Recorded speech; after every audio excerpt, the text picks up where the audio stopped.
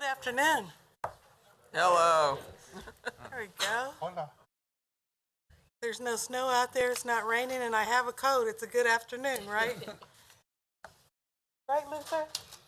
Yes, ma'am. You over there, Luther? Luther said it's a good afternoon. Call the meeting to order for November 30th, the Public Health and Safety Committee meeting. I want to thank everybody for being here. And I apologize, I have a cold. I'll do the best I can, but I didn't want to cancel this. We got to keep rolling on this, right? Okay, good to see you, Mr. Speaker. All right, first thing we're going to do is approval of the minutes for August 27th. Move to approve. Move to approve. Second. It's been moved by Councilman Padilla, seconded by Sandra Claire. All those in favor, raise your right hand. Thank you. I always like to start out, I didn't do this, but I will back up a little bit. I like to start out with introducing ourselves, and then we can go forward. I'm Councilwoman Ortiz, I'm the chair, and I also represent District 3 and all of the city of Topeka. I'm Mike Padilla. I represent District 5 on the council. Sandra Claire, District 2. Okay, now that we got that out of the way, we also have at the table with us, if you'll introduce yourselves, please. I'm Luther Gagne. I'm an assistant city attorney and the police legal advisor. Thank you. I'm Lisa Robertson. I'm the city attorney. Thank you. Okay. Been asking people for feedback and have received some feedback, and Tani wanted to do a slideshow or a video presentation. Is she here? Yep. There you are. We'll start with that. And we also have our legal assistant, Liz. You want to introduce yourself? Liz Toyne, City Council Office. And she's been with us. She's just been in the back. She doesn't have her little boy, so she's a little lost here, but we'll help her out. Okay, Tani, I'll probably need to move then. Oh, looky there. Okay. Thank you, Councilwoman. And my name's Tani Stottlemyre. I'm the Executive Director of Community Action here in Topeka, and also a representative of the Topeka-Shawnee County Homeless Task Force. And what I wanted to tell you about today was a visit that Corey Wright from the city and I paid to a place called River Haven. This is a place in Ventura, California, where they've established a designated area for homeless individuals to have some shelter over their heads. So just wanted to show you the findings of that particular visit and let you see what we found. And can I stop you for a second? you can. I see Councilman number 9, Mr. Lester, can you join us up here? Are there any other council members or the city manager? Is he here? Okay, if not, if you would join us at the table, please. Thank you. It doesn't work. Oh, okay, so let's see which one of these things I click to make this work.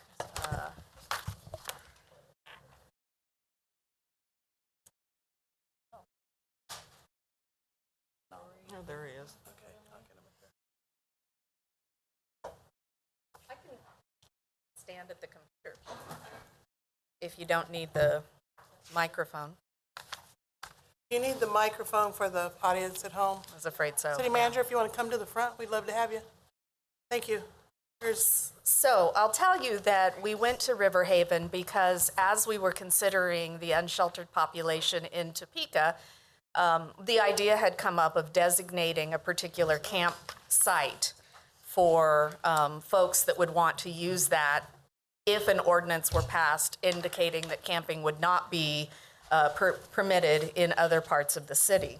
And so we felt like this was a place that would give us some insight into how that's working. So Ventura, California, as you can see, obviously it's a seaside community and has one of the most intricate city halls I've ever seen in my life. If you have the opportunity, I would encourage you to take a look at it. There we go. I think we got it figured out. I wanted you to see how this community compared to our own. So I put some statistics there together for you. Populations, relatively similar. Ventura's on the side under Ventura and Topeka stats on the side under Topeka. Obviously, quite a bit of difference in income and rent prices are about double what they are here. Median income for renters, again, twice as much as it is here. Our poverty rate is considerably higher than that in Ventura, and of the unsheltered homeless population in Ventura, they estimate about 500 homeless individuals on any given night, 240 of those in unsheltered situations. And in Topeka, our estimates are 419 homeless individuals on any given night, with about 60, somewhere between 60 to 80 of those potentially unsheltered each night. We both, as I understand it, have ordinances indicating that it is not legal to camp in public parks. But I'm not aware of other ordinances in Ventura that made it illegal to camp in public spaces. Incidentally, I looked at the ratings for cost of living and housing. Ventura is getting an F in both of those. Topeka is getting a B and an F in housing. Ventura is getting an A- in weather. And Topeka's getting a C-, so if you all can do something about that, I think that would be really helpful.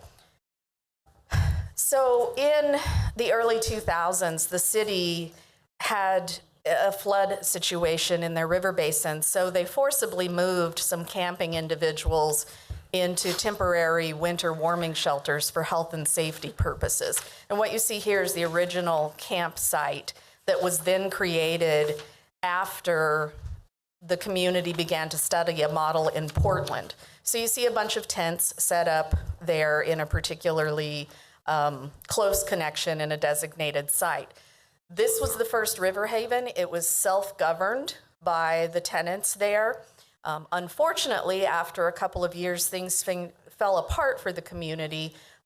They cited a lot of victimization, there were people in the campsite working to stabilize themselves, and there were people in the campsite who weren't working towards those goals, and so there was a lot of conflict in that living condition. And then differences of opinion on rules. I'm sure you don't know anything about that as a city council.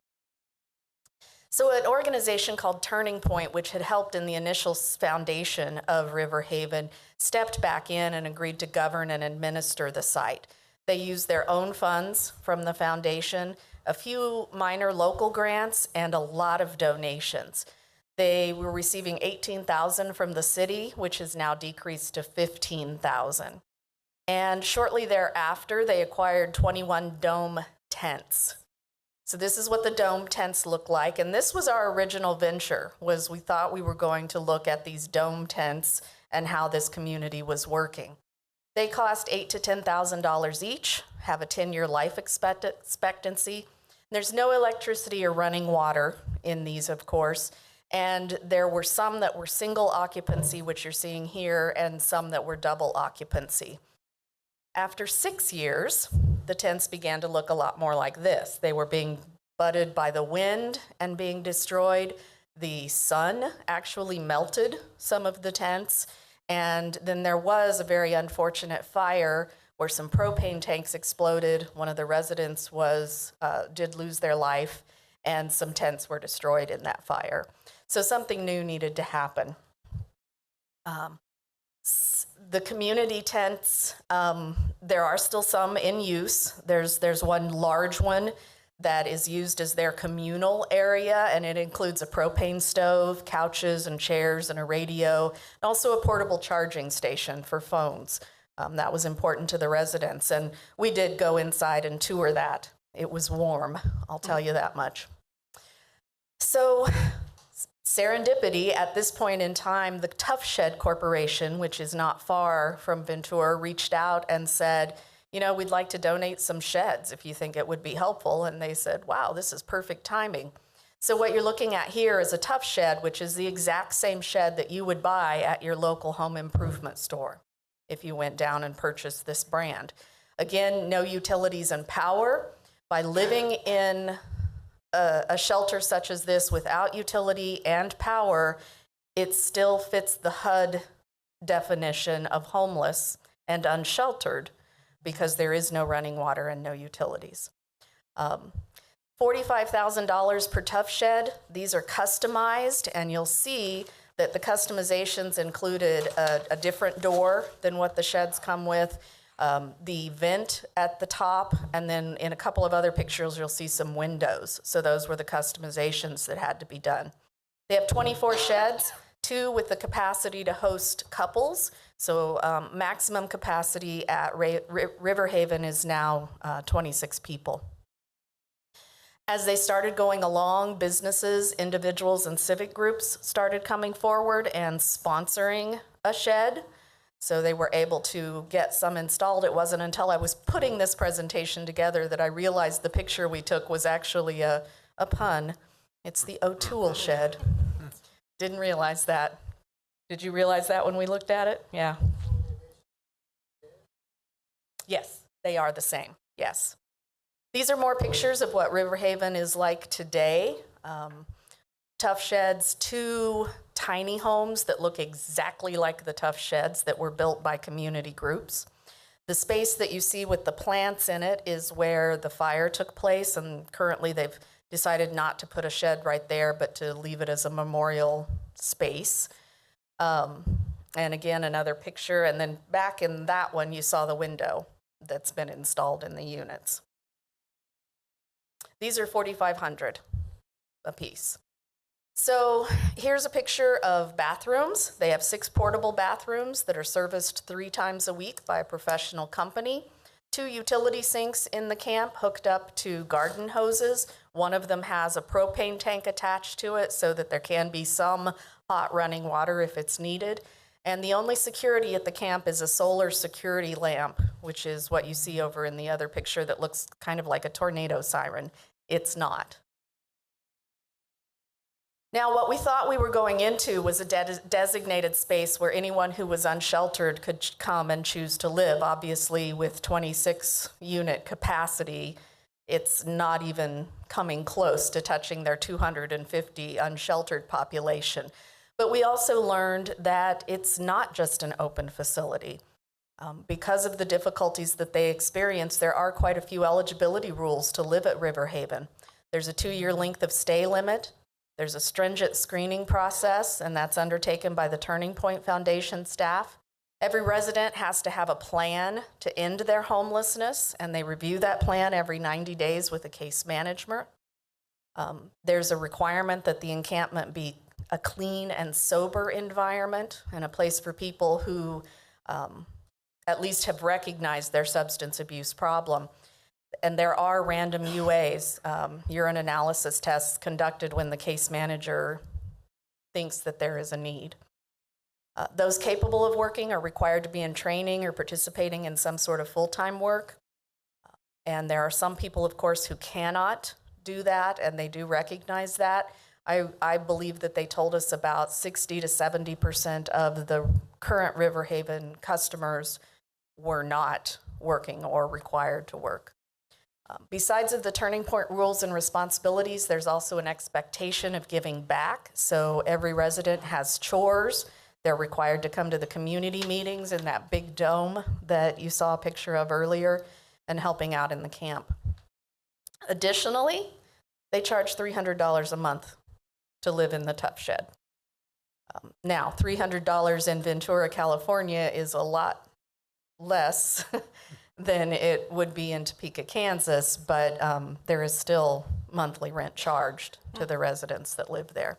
So what we thought we were walking into, we did indeed not find.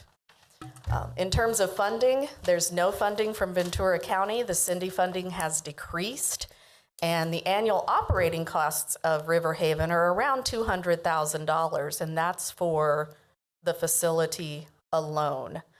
If you adjusted that cost for Topeka, you'd be looking at about $100,000 to operate a similar facility, and that's after startup. Some of the difficulties and concerns that they're still experiencing are victimization.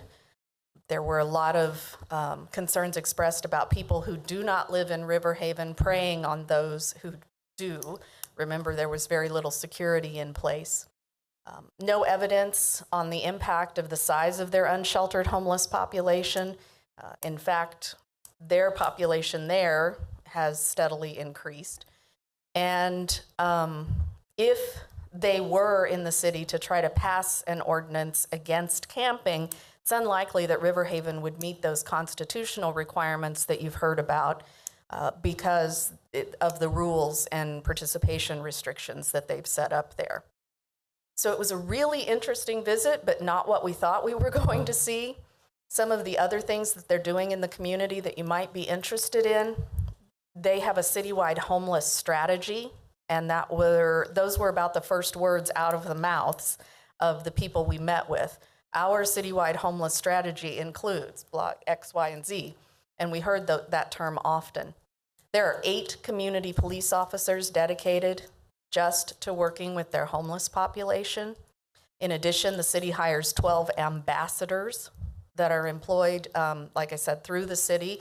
Those ambassadors are even former peers in some cases who are able to go out and say, well, it's kind of time to clean up your camp. This is getting out of hand. They say that that's working really well. 4 cleaning crew members are dedicated to homeless areas, so some of the environmental concerns are being addressed. They also have a shower pod that is mobile and a pop-up medical and other services that accompany that shower pod so that people can get clean. They do have some medical respite beds in the community. And then, quite in an unrelated matter to what we were there for, but perhaps of interest to this group, is that they do have a public campaign, we noticed, against panhandling. There were signs on street corners and trash containers that encouraged the public to consider other measures than just handing out money. So we thought that was interesting. So that was our trip to River Haven. Did not turn out to be an undesignated or a designated site for just anyone who wants shelter to come be sheltered, but we found out some interesting details. You'll stay right there, Tony.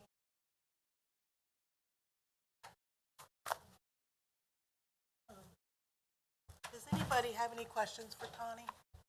It was very good. Very good presentation. Thank you. Sir, can you come up to the podium and state your name, please? And for the audience at home. Thank you. Are there any other questions for Tawny?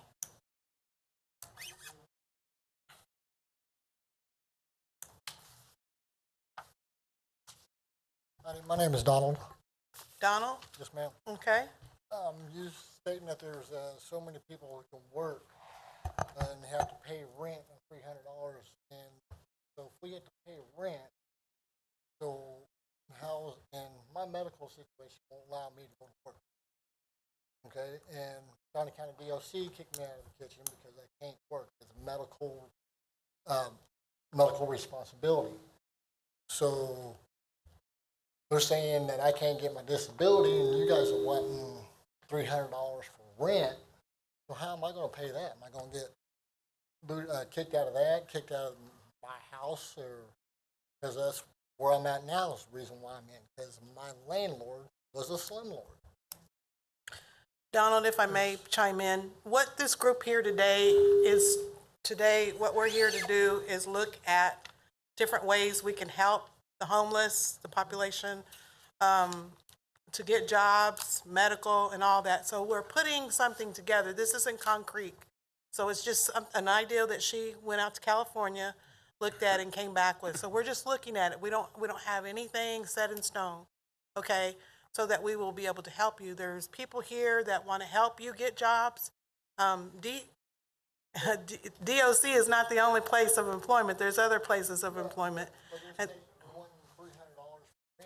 But we haven't, that's just what they do in California. That's not what we are doing. We're just looking at it across the board to see how we can help you. Whether it's so many months you get it free, this is what we're doing. We're just having discussion, okay? That's what we're doing, okay? So don't get carried away and think, oh, how am I gonna do that? What we're gonna try to do is we're gonna try to help you so that you can get back on your feet, and then you're able to give back, because there is a cost to this, okay? So that's what we're doing today. Ma'am, I tell you right now, my medical is going up. Well, we're gonna see how we can help you medically, or how we can help you to get the benefits that you need, the medical benefits. We're gonna see how we can help you. That's what all of these people here are here, because we're concerned about people like you, okay?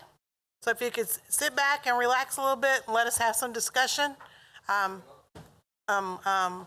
glad that you're here, okay? Because that's what we're concerned with. Okay. Please step to the podium. I just want to remind everybody, that's why we're here, is to put a plan together. Remember that, to put a plan together. I'm Dr. Russell Burton. I mean, I have a simple follow-up question. If people are disabled and unable to work and you're going to charge rent, is one of the ideas that you're proposing here. I believe the question was, how will that work? How are people that are disabled with no income, how will you expect them to pay rent if that becomes part of this proposal? And to be clear, I'm not proposing that we adopt the River Haven model at all. That's what they did. And my understanding, because we asked the very same question, was how do people pay rent? Is that many of them who were there were using government subsidies. So they were getting some sort of general assistance from the state that was helping to cover that. That's not the case in Kansas. So, yeah. And I think that's what we want to look at, is how we can help. You know, whether you have a medical or mental or physical or whatever, we want to see how we can help. Okay, I see the hand. Madam Chair? Uh-huh. Tawny, if you could give me a little bit of detail on what the role of the ambassadors is as a liaison, I guess, for the program. If you can give me an idea of what they do. I would call it community, and I use the word lightly, policing light.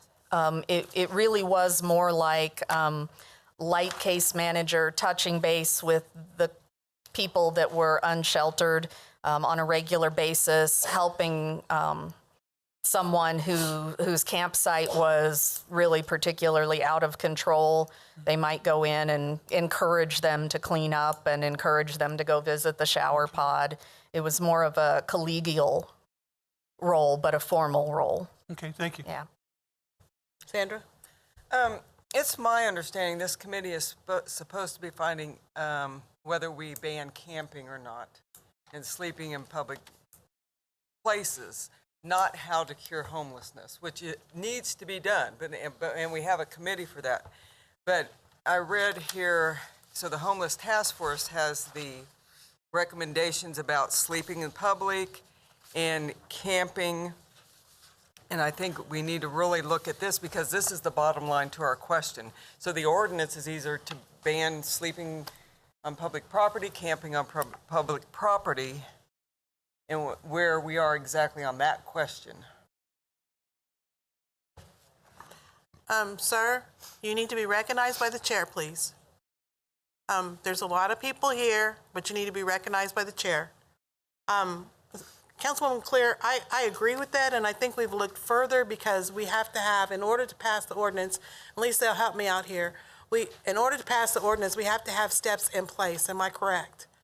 Yes, and I think, I'm sorry, Councilmember Ortiz, Luther has gone over some of those issues with you all, and I think that the underlying matters associated with why people have to go pitch a tent somewhere or that type of thing are the homelessness issues. And that's why there was the 10-member committee that was approved by the body. And I think that might be what you're alluding to, Councilmember Claire, that some of the folks might have questions about those issues when this is really the camping ordinance itself. But what I'm saying is, but we had to put, instead of just finding them, we had to figure out a solution. Like, if I come upon somebody that's camping, I just don't want to give them a ticket. We have to offer them a safe haven or something that we designate, whether it's a safe haven or whatever. And I thought that's kind of where we were at, to look at that. So we have those steps before we can pass the ordinance. Am I correct? I believe, Councilmember Ortiz, that that's kind of the direction you all want to go. That's for sure, and that's probably why you made the visit, so that you could see what some other communities were doing. And I think we discussed that, whether we do the ordinance and then find, the help for the ordinance, or find the help and then do the ordinance. And so I'm not sure where we ended up on that, but it must be. I thought we were trying to find at least the help, and then at least part Right, of it. and I think that's because what we we don't ended have up a safe haven right now. We don't have that, and I think that's how we rolled over to different lots and stuff like that. Councilmember Padilla, did you have your hand up? No. Okay, all right. Yes, sir. Can you please come to the podium? Tani, I'll be through with you in just a second here. I appreciate that the city ordinance is about banning sleeping and camping in public property, but that ordinance has a huge impact on the lives of the homeless people in our community. And I think I just heard you say that you wanted to pass this ordinance without really getting any input from the homeless community. And I That just is wanted not to what I said. Correct if I heard that correctly or not. No. Did you hear that correctly? No. Okay, could you maybe tell me one more time what it is you were trying to ask? What did I just say, Liz? Did you say your name was Dr. Phil? Dr. Burton, Russell Burton? Dr. Russell Burton? This is our, fifth meeting? Yeah. This is our fifth meeting. We're not trying to just pass something immediately. We've had 5 meetings. We're continually trying to see and trying to bring people together so that we can help the homeless and help those that are camping outside, whether they're homeless, whether they have mental, physical, whatever their issues are. So what we're doing is we're trying to roll that together, have people come back to the table. That's not what she said. She was just asking getting clarity of where we were at in the ordinance, okay? Okay. It just seemed, okay, I understand. It just seemed to me that she was suggesting that the folks were here, that were homeless and wanted No. to speak on the ordinance, weren't welcome. And I just No, wanted to make sure she never said that. I just want to make sure That has not been said. I just want to make sure that wasn't what was implied. That has not been implied. That's not been said. So if you could please have a seat so we can continue my meeting. Yes, ma'am. Thank you for your time. Thank you. Okay, Tani?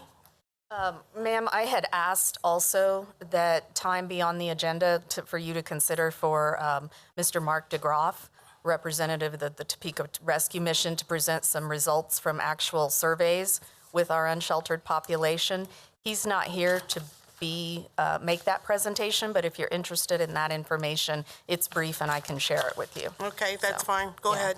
So- And before you do, I just want to say, I hear a lot of grumbling. We will hear from people that have come to speak today. That's why we're here. That's what the meeting's for. If you could please be patient. Okay? Excuse me? Well, you know what? I have to keep order with my meeting. There's going to be a time that you can speak. I apologize if you feel like I'm rude, but I have to keep order, and we've already got an agenda, and I'm going to follow my agenda. Thank you. Go ahead, Tani. Just briefly, ma'am, the street outreach team from the Mission and Vallejo, the team that is regularly working, interviewed some of our unsheltered population to ask about a campsite. And the question was, if a designated campsite for you to live was created with centralized resources, would you consider moving? Out of 21 individuals who answered the question, 20 replied no. They would not consider moving. And some of the comments that were related to it, there were some written down that said things like segregation, concentration camp, control, FEMA camps. Several of the respondents indicated they would be concerned about crime. So I just wanted to put that before you too, that 20 out of 21 of the individuals who are currently unsheltered indicated they would not take that opportunity in a designated campsite. And so where are they now? They're north of the river, is that correct? That's where they feel safe at, is what you're telling me? I can't speak to exactly where all of the interviews took place and where the surveys took place, but I do know they were with unsheltered populations in our city. Okay, I would like to know that. If you Yeah. could get that information back to me, I'd like to give that to our group, please. Whole city. Yeah, I'm looking back here at Mr. Feeker, and he said it was across the city. So not just north. Okay. Okay, yes. Thank you. Last week, was it Corey? Last time we were here, I thought someone had interviewed people, and maybe it was you that said a lot of them would want to go to that area. Do you remember that? Yes, I mean, it was back in the summer months. We did it wasn't 20-some individuals. It was much smaller. But myself and a few others went out and had some conversation. I wouldn't say majority of them said yes. Some of them were intrigued and at least would look into it. But I wouldn't say there was a heavily for or against. They were more just kind of intrigued at that time. Okay, thank you. Okay, all right. Sir, I'm going to follow my agenda. I will put you down in a minute. Okay. If I could just interject one thing, ma'am. I've been down with these homeless people for Sir, I'm going to follow my agenda. I will call on you in just a second. If you please, I don't want to have anybody leave, okay? I want us all to hear everybody out. And just speaking out is very rude. So, I understand. I thought I was allowed to ask a question. You can, but there's a time for that, okay? I'm gonna hold off for just a second. Okay, go ahead, Tawny, are you done? I am finished, ma'am. Okay, thank you so much. Corey, I'm calling you, Corey.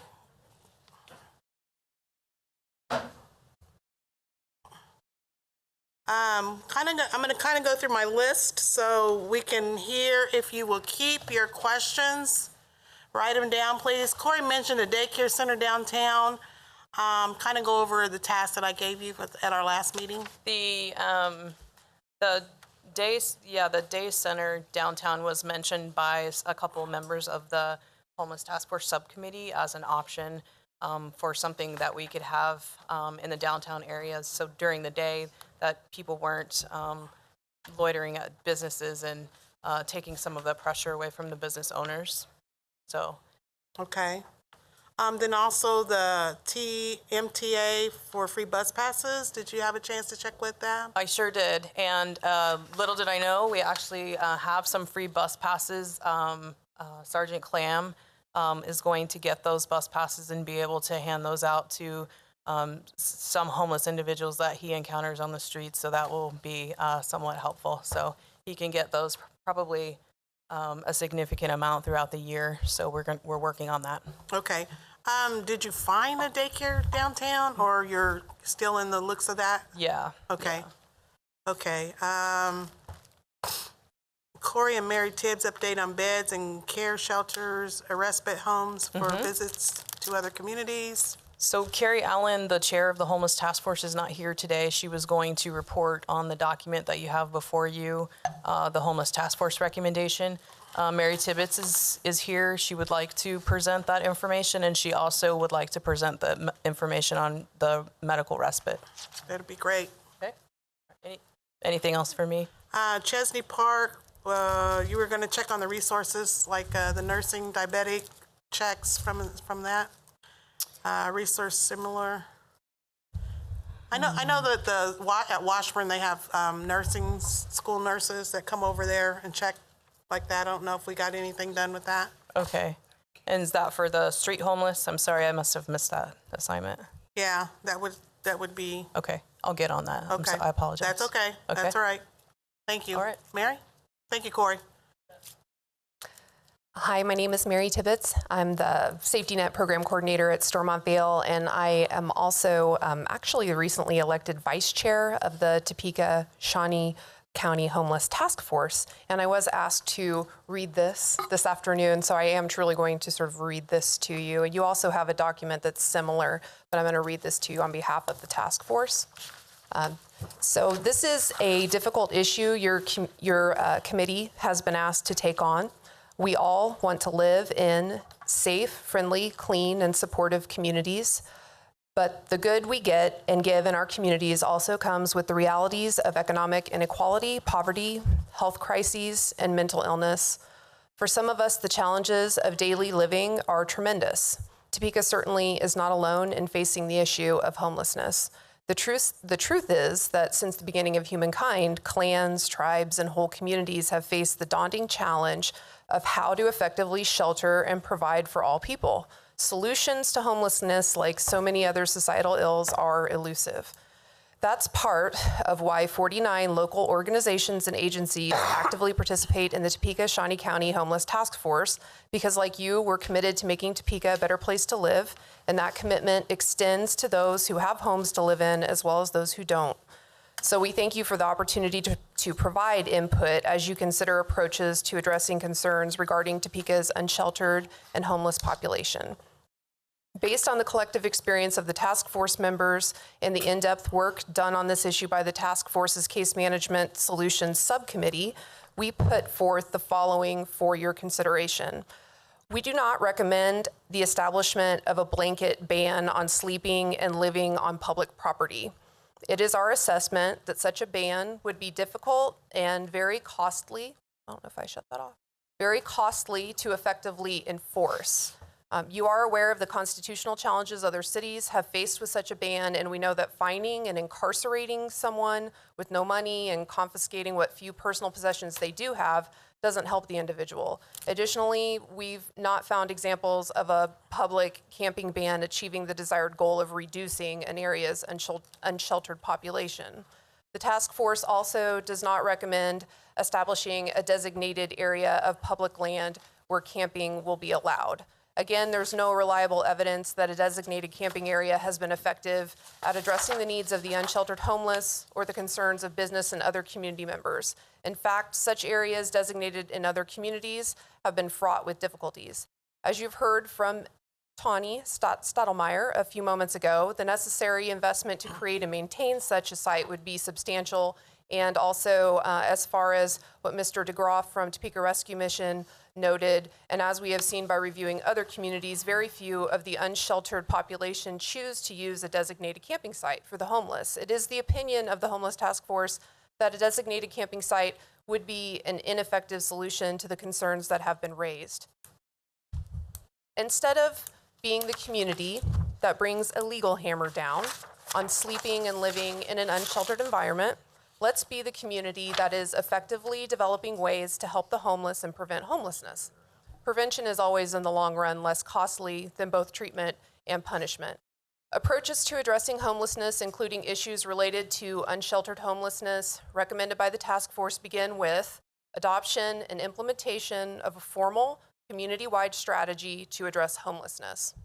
Communities that have formalized and institutionalized their commitments to addressing homelessness appear to produce far stronger results than those that address the subject in a less intentional and less coordinated fashion. The Homeless Task Force would love the opportunity to assist Topeka and Shawnee County leaders in establishing and committing to a community-wide strategy to address homelessness. We know a plan would need strategies and action steps. Here's what we know works best and where we recommend the City Council focus its efforts and investments. Housing first approaches, supportive housing, temporary housing, individualized case management and advocate supports, mobile medical, food, and shower opportunities in the community, medical respite, public awareness outreach, strong and community-wide use of HAMUS and coordinated entry systems, other poverty-fighting measures such as addiction and recovery treatments, job and skills training, affordable quality childcare, affordable, reliable transportation, crisis mitigation, and more. So this is a letter that I just read, but you have a document that covers most of this as well. And as far as, I'll stop there and see if there's questions for that first. Sandra. You said the most evidence-informed, effective way to truly address. So has this research been done in this community, or is this research effective ways like Nationwide. nationwide? Barry, Yes. do you know, does this stuff work here in this committee, in our committee, in our community?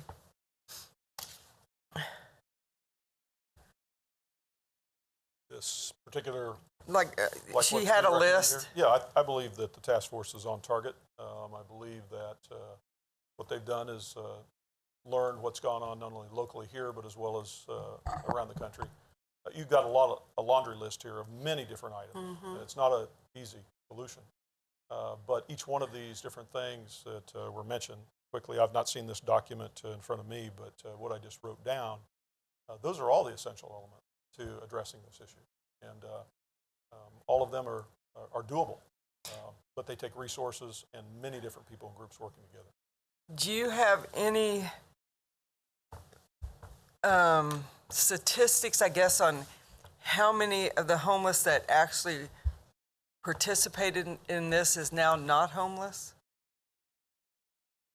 Well, I guess, how many of the people that we help does it really? so over a period of time, a long period of time, I've been around a long time. I know. So we have sheltered, in my time at the mission, over 50,000 different homeless people.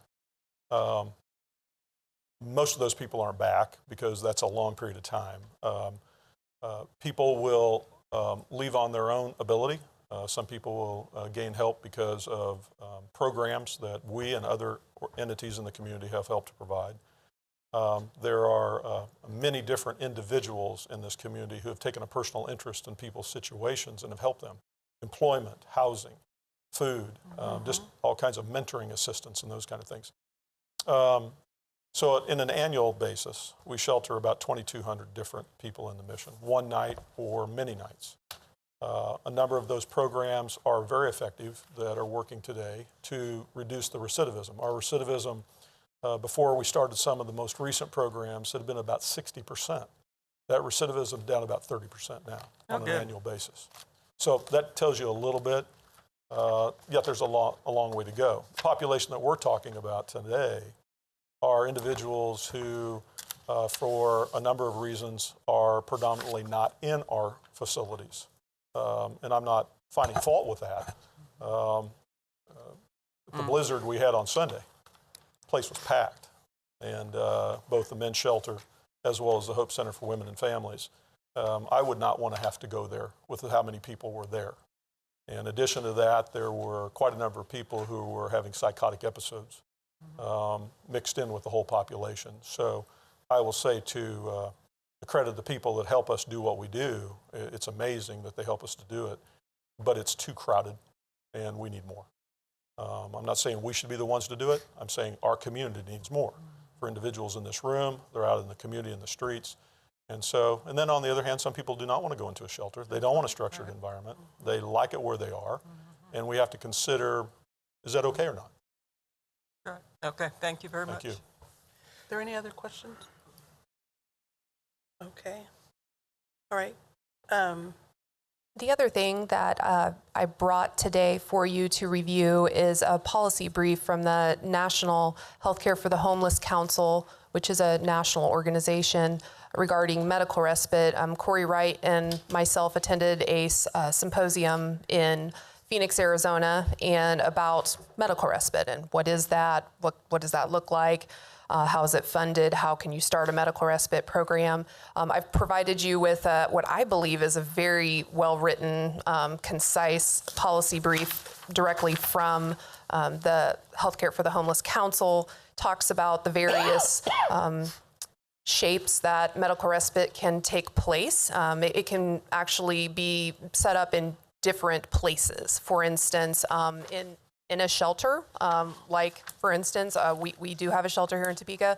It is possible that a medical respite program could be in a shelter. It could be in an apartment complex. It could be in a motel. It could be located at a lot of different types of places.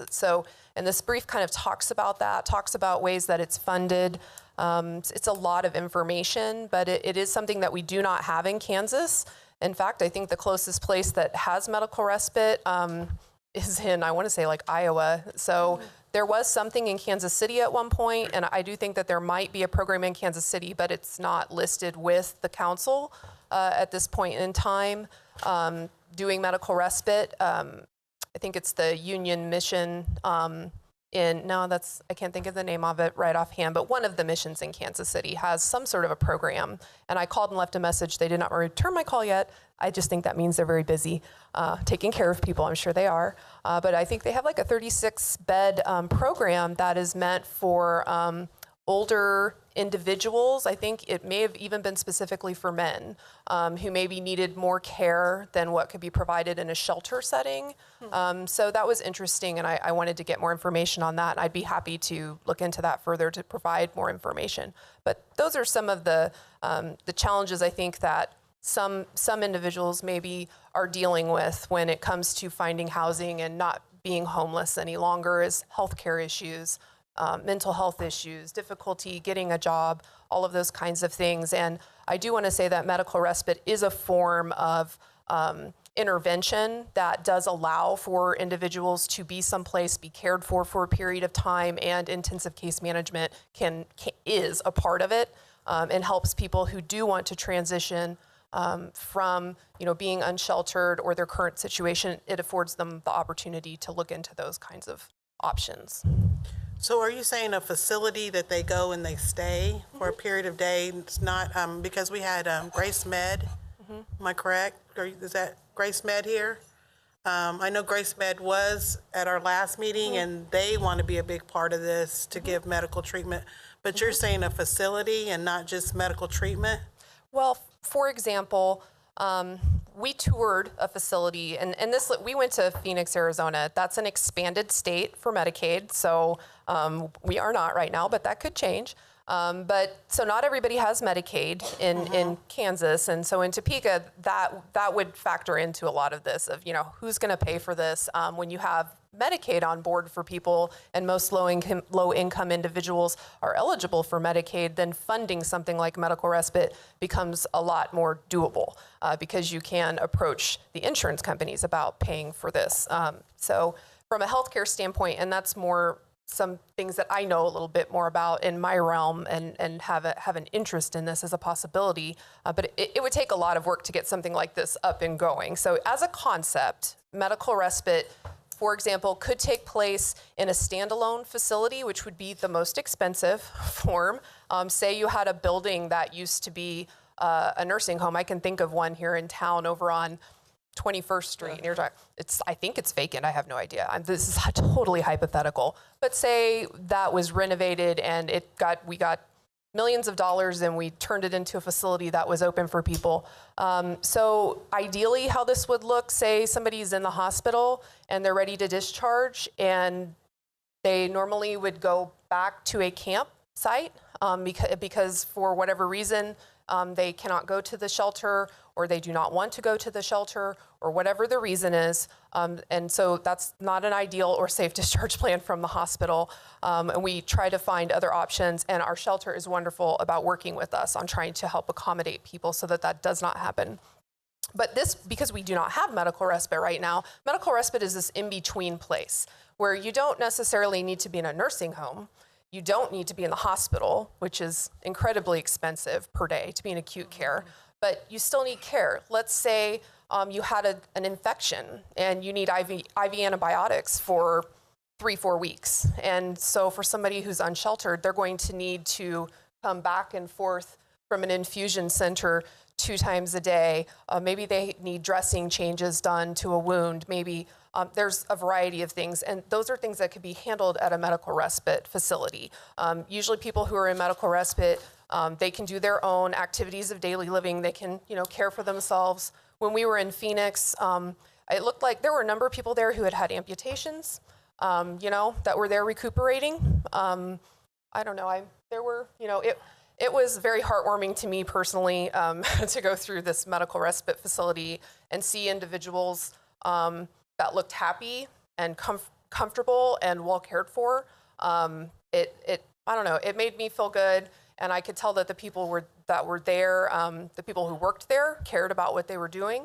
The people who were staying there were being cared for. And I think that the other piece of this too, potentially, is that in a town like Phoenix, where the weather's more, I don't know what grade they get, but I'm sure it's not cold there, but it gets really hot.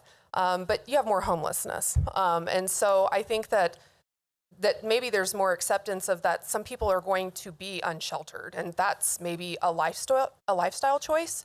And so creating systems of care that allow for that, so that people can, recuperate, get better, and return to where they choose to live. So that was another thought I had about this. Okay. But that is a very good policy brief to read.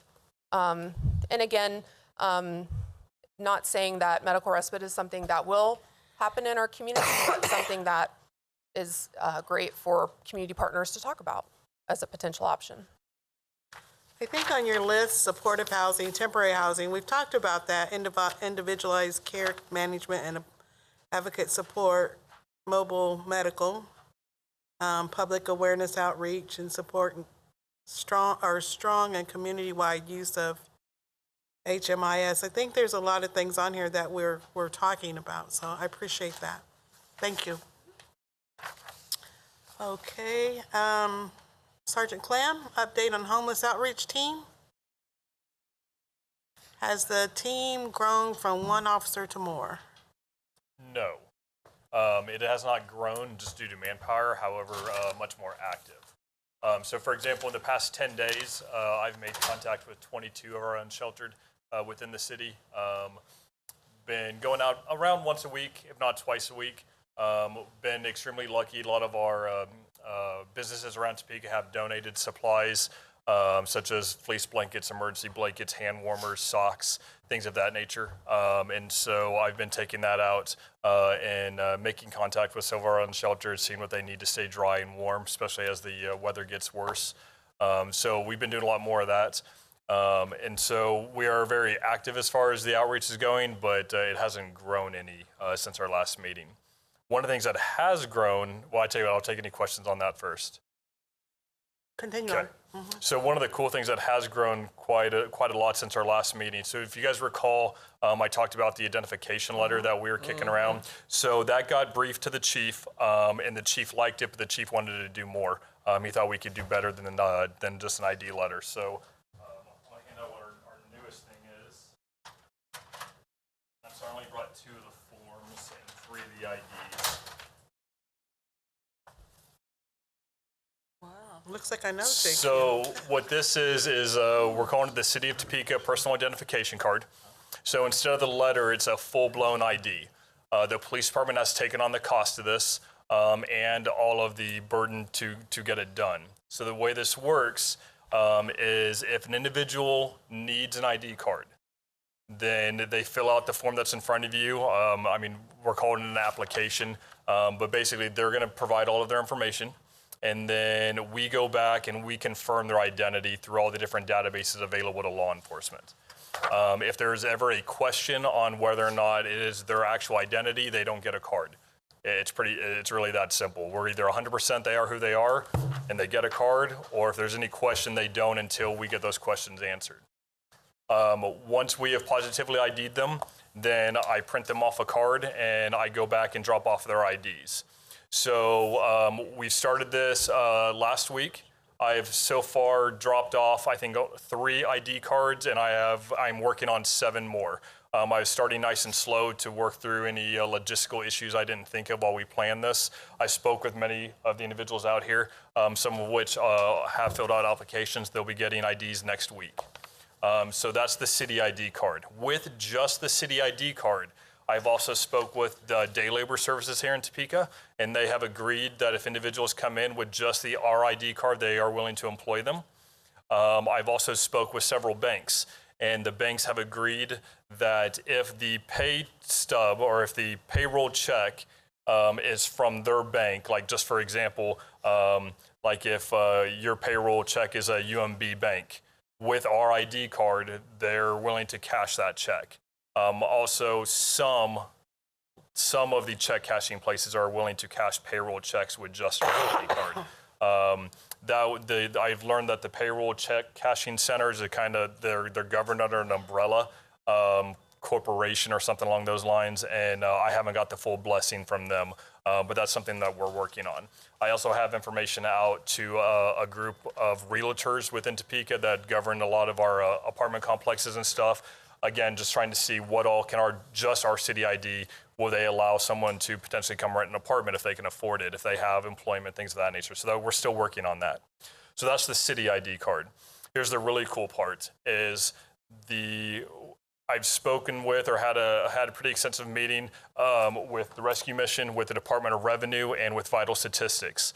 So Department of Revenue is your driver's license, your Kansas IDs, and Vital Statistic is your birth certificate. They have all agreed to basically go into a partnership with us. So the Department of Revenue has agreed that if individuals work with my team and they receive one of our city ID cards, they will consider that identification. Because if you recall, we discussed you have to have ID to get ID. That's awesome. Okay, so the Department of Revenue is willing to accept our ID. Now, again, they have to be working with our team. They can't, individuals just can't show up. They have to be working with us, but they're willing to accept our ID as positive identification. They are then willing to issue, now there is a cost associated, but they're willing to issue a 1-year state of Kansas temporary ID card. Once we have that ID card, individuals can now go to Vital Statistics, who is also on board, and get your birth certificate. Once you have those 2 forms, you can now go get your Social Security card. And you have 1 year to do all of that and return to the Department of Revenue, and you can get a full-blown 6-year valid Kansas ID card, which is pretty remarkable. To my knowledge, I'm not saying we're the only place in the country doing this, but to my knowledge, no other places has set up this type of a pathway to get state ID. Great partnerships like with the mission and other entities who have agreed to, when we have a cost issue, when we have individuals who truly cannot afford the cost of the IDs or the birth certificates, willing to step up to the plate and take care of some of that. Also, Vallejo being a great partner in this as well, donating efforts for this program as well. So that's some of the cool stuff happening. So we've started the city ID card. We started, like I said, last week. I've been using the end of November as, like I said, our little trial run. And then starting next week, we're going to go pretty hot and heavy trying to get as many of these issued as we can. And then starting in January, we will start on the state ID for the individuals who would like to work toward getting state ID. So that's some of the really cool stuff we've been working there. Questions? This is awesome. You did your homework. You get an A. Thank you. When you issue these cards, how long do they, I mean, is it for 6 months, a year? So I fill out my application. How long is it? So I put a 1 year expiration date, if you will. But when I say expiration date, it's not like the card expires really. What I would truly like is if in 1 year we have not got state ID, I would like updated information. I want to, like what you'll see on the picture, for example, is I'm taking pictures of individuals when they fill out the application. So we actually have an updated photograph. So if we don't have state ID within a year, and we're still working with the City of Topeka ID cards, that's fine. I just wanted updated information, a new picture. If you have a new camp, I'd like to know where that's at, things of that nature. So it's not like the card isn't any good after a year, but I would like to renew it after a year, just for those purposes. And so that's why on the front there's a giant, there's an expiration date. It's a year after it's issued. Okay, and then if they are homeless and they don't have an address. So they do have an address. It's just not, the way I'm looking at it, it's not a 123 Main Street. It is a latitude and longitude point of their current camp. And so what I want is, if I need to find an individual, I need to know where to look. Or if God forbid something happened to an individual and they have one of these IDs, we at least know where their camp was. And so what I'm doing is I'm taking points of their most current camp, or at least most known location at the time of issuance of the card. And that's what you see on the back is the latitude and longitude. If an officer needs to know where that's at, you just type that into Google Maps and it'll drop a pin right where it's at.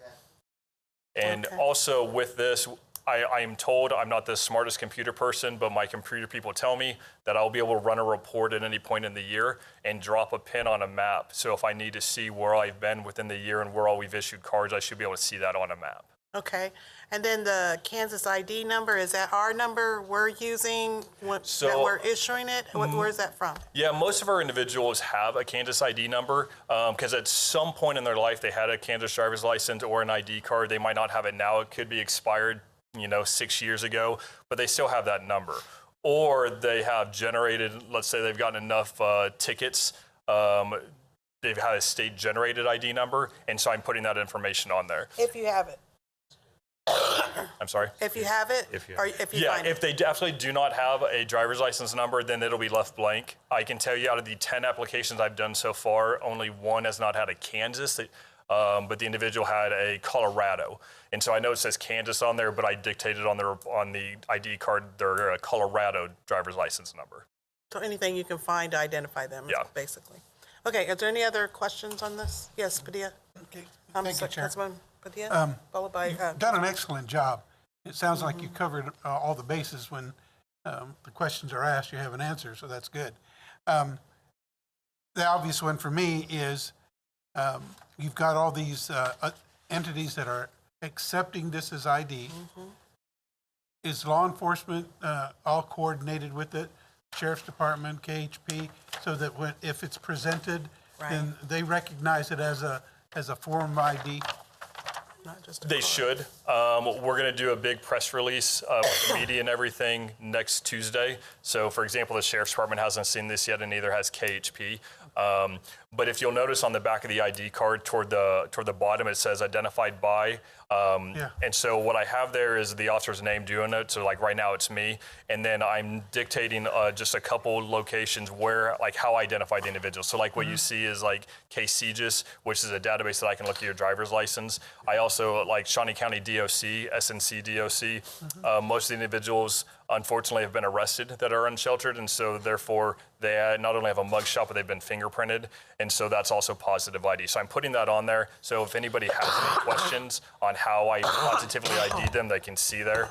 Also, we have a computer, the computers in our car. So what I'm doing is I'm entering every individual that I make an ID for, I'm entering them in the computer. And so if they lose their ID and they're like, hey, Sergeant Clam, I had an ID, let's say they get stopped for whatever reason, and they give me their name, I can go back and run a name query and through my computer, and it'll pop up the information that I've put in there along with their current photograph. I don't know the other, I know Sheriff has access to that. I don't know about KHP, but they should accept this as positive ID. And also at the back of the ID, at the very, very bottom, it says, if you have any questions, contact the law enforcement center with our phone number. So if, if someone goes to, Oregon and they get stopped with our ID, if they have any questions, they can call our police department and get those answers. Excellent, that's good. And I know from experience, because of days off, vacation, whatever, even if you put it out as a bulletin or as a training bulletin, it's good to refresh officers at least for a couple months or so at roll call trainings. That's right. So that way everybody gets that information and they're not kind of left in the dark and wondering what's going on. Absolutely. And so one of the things that we do at the police department for new policies, for all of our policies, it's a program called Power DMS where you actually have to log on. And so I did a video for that explaining the ID card for law enforcement purposes. And then every officer is required to watch that and then sign off that they watched it. And then I also, like you said, plan on doing roll call follow-ups, not only for patrol, but also detectives, anybody who could be looking up anybody's information. Excellent. I know right now I'm with KHP part-time, and that's what we use, is that Power DMS too, so they could probably use your video on their system. I said I didn't know that'd be awesome, yeah. Excellent work. Thank you, sir. That's what I wanted to say. This is exciting. I'm really excited about this and very professional. Thank you. You did a very good job. Appreciate it. Thank you. I would like to say, I know you said you're going to launch this on Tuesday. If we can get this to the sheriff and to the Kansas Highway Patrol, I just don't want them to be blindsided, like, this is what we're doing. So if there's any way we can get that communication before then, that would be great. I understand what time it is. No. I can try. I mean, obviously Monday would be the earliest day. I will not be in on Monday, but I mean, I can send that request through. That's why we're doing the media release on Tuesday, since I'm not coming to work on Monday. Well, even if you send it to, the sheriff and, just somebody, I think he made a good point. Like, what? We don't know anything about it. It's nothing like being blindsided, Okay. Thank you. Absolutely. Okay, where are we at on the shipping container? I'm not through with you. And the impound lot property? So we've looked into the cost. We have not purchased anything yet. However, I was told by our command that if we need to buy it and make it happen, we're going to do that, and the impound lots will make room for whatever size we purchase.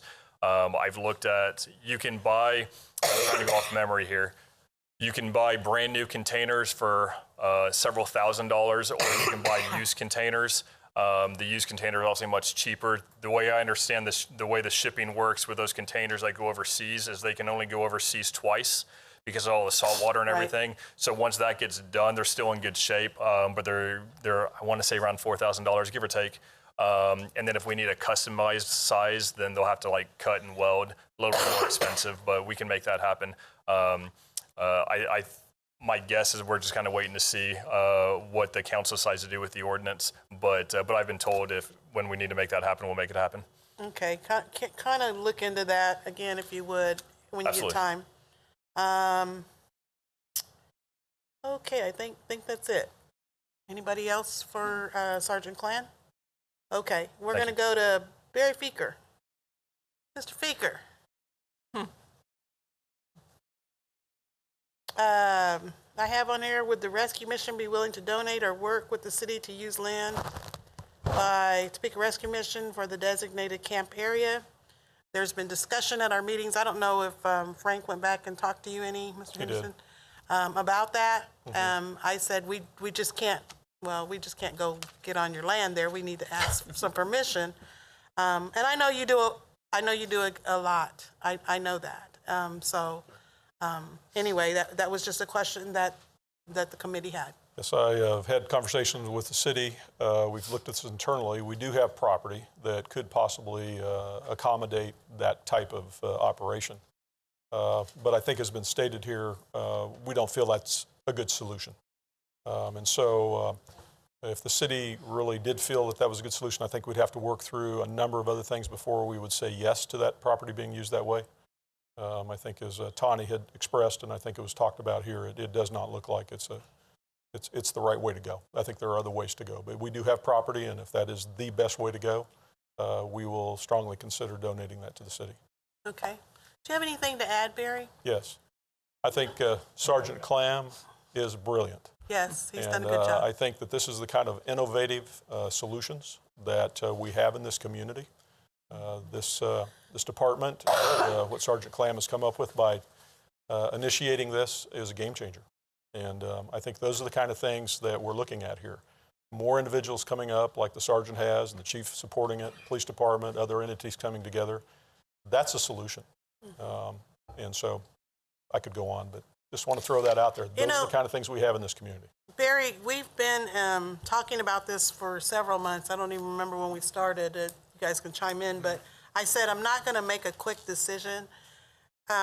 We have 49 organizations that have come to the table that want to be a part of this. Am I right, Corey? 49?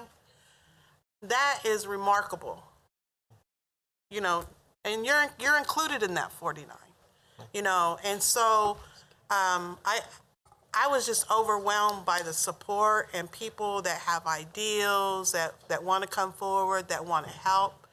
Topeka is a giving town, you know that. I do. But there's a lot of nursing students at Washburn we could utilize. Grace Med said, we're on board. Whatever you need, we can make it happen. We don't care if they have insurance, whatever they need medically. That's huge, that's big, you know. We have the resources here. We just got to figure out how to put them all together. And to be fair to you, the ordinance says that we have to give, if we come up on somebody that's homeless, we have to give them an option to go somewhere to stay, you know, for the night, before we just give them a ticket, write them a ticket. And, you know, a lot of people say, well, they can go to the mission. I understand you have rules and regulations, and I respect you for that. And I wanted everybody to know that and to hear that, you know. But I also wanted you to be able to come forward as well. So I appreciate that. that's why I sent word, get Barry here. Well, thank you. I appreciate that. If I could add on to that, we do have a generous community. I'm very pleased. I've been attempting to do this for about 33 years. And I think there's been great help, but I think we're at a time of recognition in this community that there needs to be more help. There needs to be more involvement here. And Topeka Rescue Mission and all of its volunteers and all of its supporters have done a phenomenal job. Nationally, homelessness is an epidemic. And there are many people suffering. Really, Topeka is not that bad off compared to a lot of places around the country right now. But we still have our own issues, and we must address them. I think we're in a perfect place with the right kind of people, with the task force, the city, and compassionate people, and the homeless themselves coming together to come up with solutions like you've just heard about. And the more we chip away at that, it's going to take longer, but it's going to be sustaining.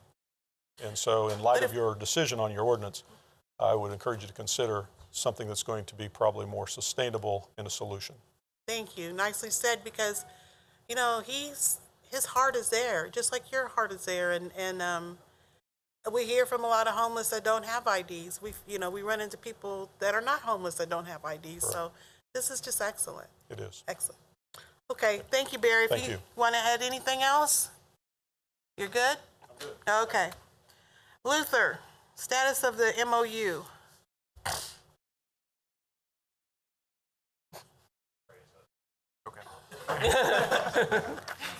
What?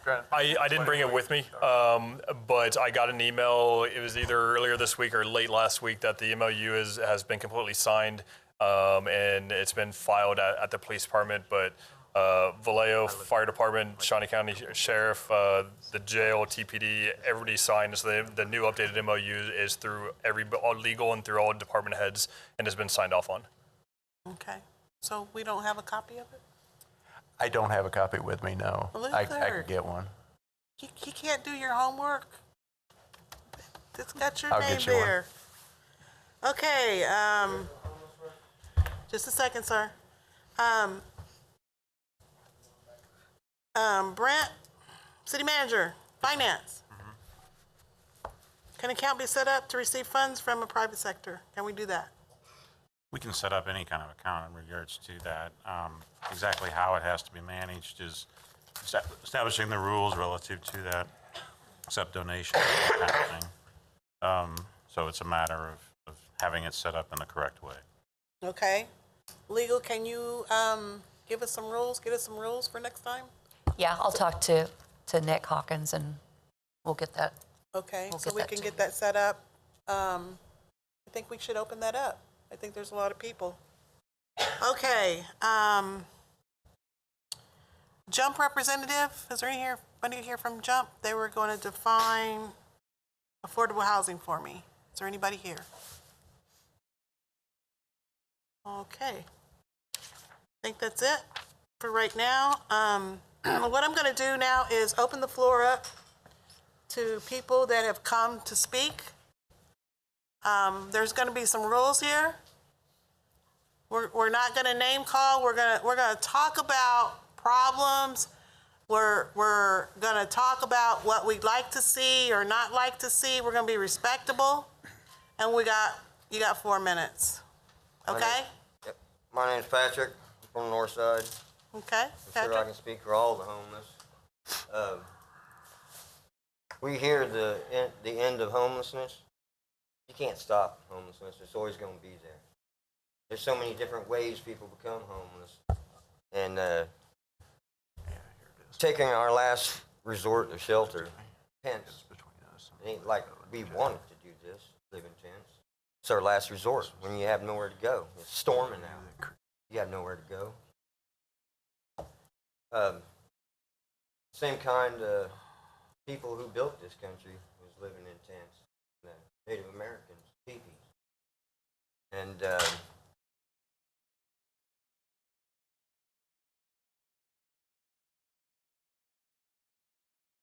the most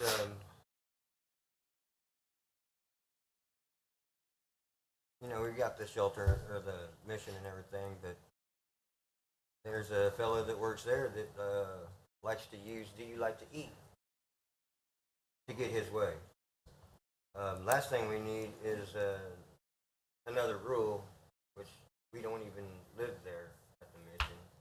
They try to control what we do out on the streets, such as where you stand on a public sidewalk. It ain't even on their property. So people stay away into the woods in their tents out of sight. Many reasons for that. Officers,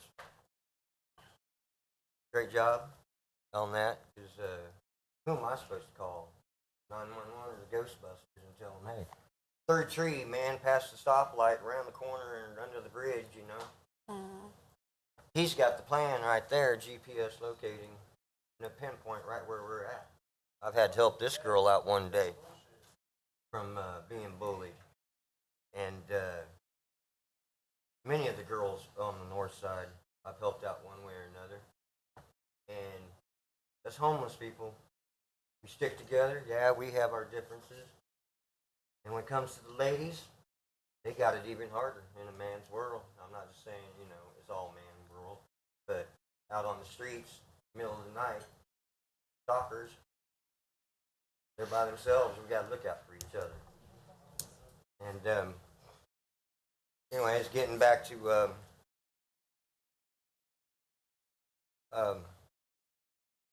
we have rules.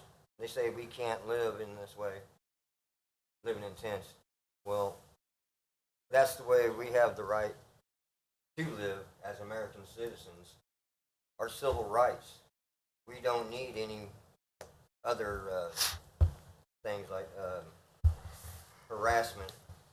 We already have the mission doing that for us, and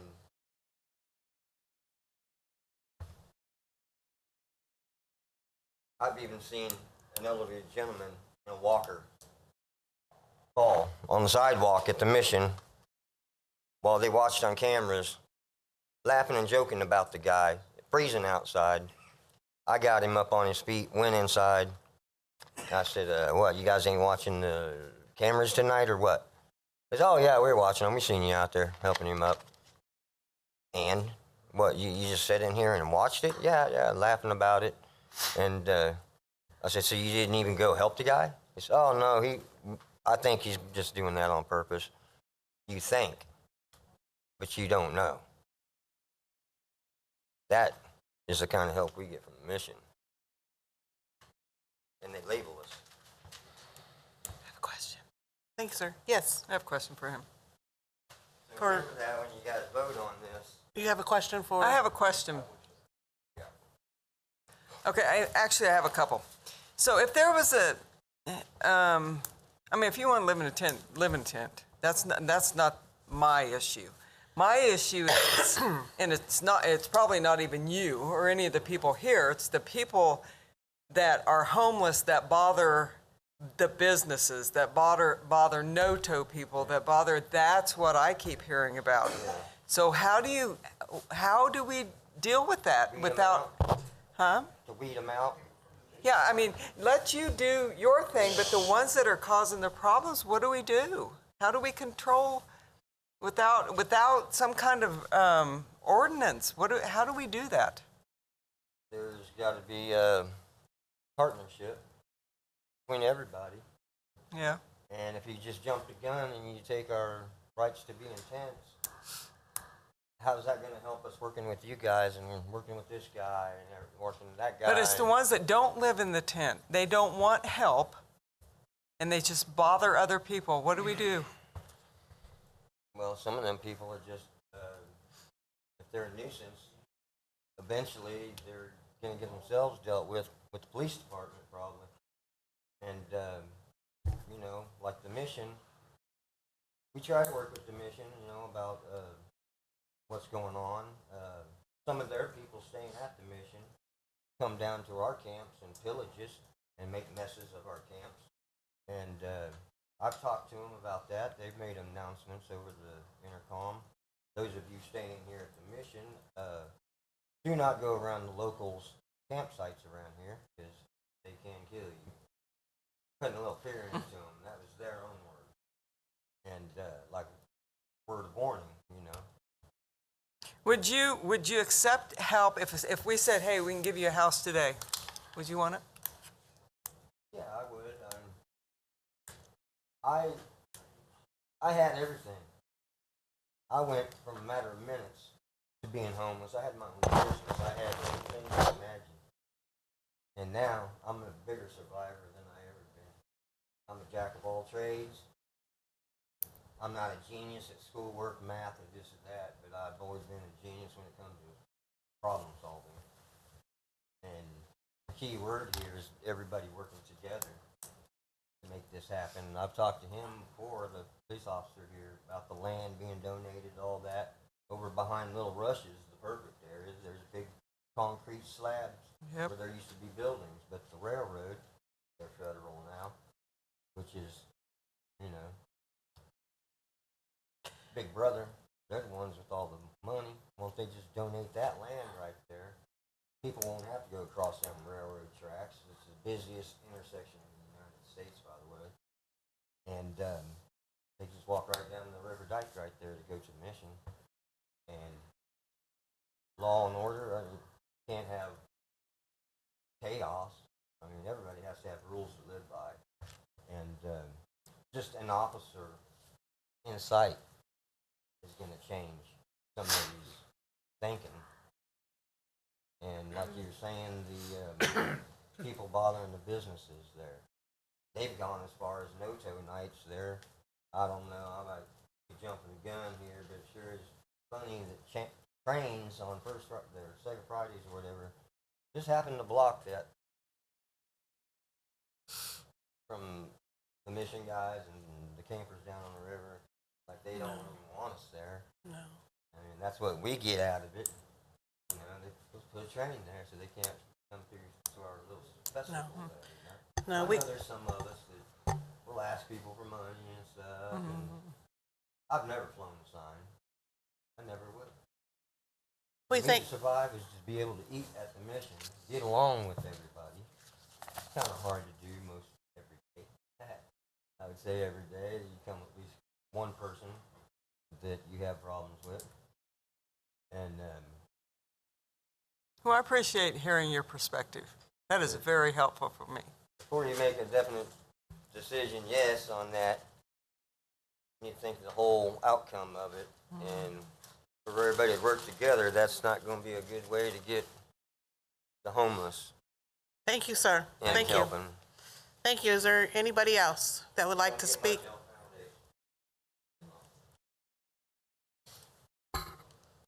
Please come to the podium. Is there anybody else? Councilwoman, we're all signed up, I believe, on the list. We don't necessarily have to go in order. I don't have a list. I don't have a list. Howdy, my name is Donald. I'm considered as labeled as street homeless. What's the difference between homeless, people with homes? I'm labeled as a street homeless. That's like a swift kick or somebody on my back that labeling me and say, hey, this is what you are. That's not right. I'm a person. I'm a human being, has 2 feet, walk around, trying to live every day just like anybody else. And we get kicked out of our house and we have no choice to stay in a tent. A tent's our shelter, our warmth. And we choose not to go to a mission or a shelter or something like that because a lot of times the staff there is rude.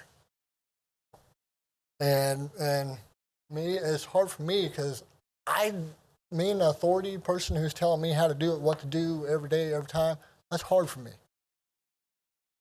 To sit back and have somebody tell me that. It's just hard. It's a phobia of mine. It's everybody has phobias. Or being around people. It's just a lot of people I don't like. This right here is making me nervous. I know other people the same way. And it's just that I had no other choice. And come down to the part they're picking on, or last is just picking on the homeless people who's actually intends choosing to say you can on private properties or on personal property. Well, it's like he was stating, is a tent was made Native Americans. I imagine everybody here has a Native in them. Native Americans, it's a given right. It's our freedom. Other than having somebody come and knocking on my door or my tent door, do they go around knocking on, people go around knocking on your doors every day going, hey, do you guys need help or do you need assistance? No, it's just nice enough that there is people like this officer that comes to my tent every time when he can. Hey, need something. It's a pat on the back. It's what it makes it happy. Is that we actually got people who cares. But the way I see it is, if you're gonna be kicking us out of our tents, is the ones who don't care. You got a house, you got to live, you got a roof over your heads. We don't. That's just, I have nowhere. I don't have family. I got my medical problems. And believe me, you guys don't want to afford my medical problems. Technically, I'm on my deathbed and nobody can stop it. Just let me be. Let me be a human being. I just had no choice. Can I ask you a question? Yes, ma'am. I must be out of the loop because I don't know what street homeless means. I just know if you're homeless, you don't have a home. Right. Are you on a path to get help? Are you accepting help? Ma'am, the help, yeah, it'd be nice. It'd be great. But the part of the help, what they're offering is, it's not going to help me now. Like what? I need medical. They're cutting my feet off, my legs. I'm losing piece by piece. So you need medical help, and what else would? Ma'am, it's just, I'd rather just let my body be, just let me go as I can, as I will. And that's fine, that's your prerogative, and you said you were talking about your rights and all, but other people have rights too, and some of these people's rights are being abused, not by, I'm not by you, but some homeless people, and that's what we're trying to figure out. How do you balance your rights with their rights? Well, like you stating, what do you do whenever people who's bugging businesses? What do we hear every time? What does any other individual or an officer tell you? Call the law. But their hands are tied. They can't do anything. I'm sorry to say, but that is the part of the law. That is what everybody deals with every day. A man breaks into my house, beats up my wife, gives her a coma, and messed up her back again. What do we hear out of it? After my wife punched charges. Sorry. It's just real hard to figure out. They've got rights, you've got rights. This right's bothering this right, and this right's bothering this right. So everybody's got the rights, but they're not living together. But everybody's just, it's a judging. It's a judging the people who live in tents. It's our right to live in tents, our choice. And that's not the problem. That's what I said. It's not you. It's whoever this is bothering the people in Noto. It's everybody, ma'am. It's not me. It's me, everybody. All you guys sitting here, all the people who's out there, it's everybody. Everybody's got judging. I'm sorry to say, but yes, ma'am. You even judge. You're judging us right now. We're trying to be helpful. Yes. We're trying to help. It's not being We're helpful. trying to help. We're trying to help however we can. But I'm saying, ma'am, it's not going to be helpful if you're taking our roofs off of our heads. Well, That's not helpful. we appreciate your opinion. So, Thank you. but it's just, there's no other choice that I got. Okay. Thank you. Next. Madam Chair. Yes. Young man, if I could, for my part, what I'm hearing is that we're trying to kick you out of the tent. That may be the message you're getting, but that's certainly not our mission. Our mission is to address issues that have maybe put you in a situation that if given the opportunity, you would change, or things for your life, for the better. And we've got a lot of people who want to do that. The mission is not to kick people out of tents. The mission is to help people. And if we can keep that as our focus, then we'll be less adversaries and more cooperative people in trying to help each other. So I just want you to understand, at least that's my understanding of what we're trying to do. Okay, and too, I was sitting there thinking too, it's just, the city is so quick about abandoning houses. Okay, you go around to every block, you're going to find, 2, 3, 4 houses abandoned, boards on the windows, roofs. Okay, and we got people living on the streets who's looking for a house to go to. Why can't they start a house program? But they're looking to get more money, bring more money in, pay rent to buy land or to build a building or have the pay for officers to come and make sure everything stays, goes well at this campus, or what are they planning on doing? Sir, It's going to take more money, money. your point is well taken. Thank you. I want to make sure we get to hear everybody, okay? So look at a home plan. That'd be great. But we're talking about camping ordinances. We're not talking about a home plan, but your point is well taken. Thank you. Next.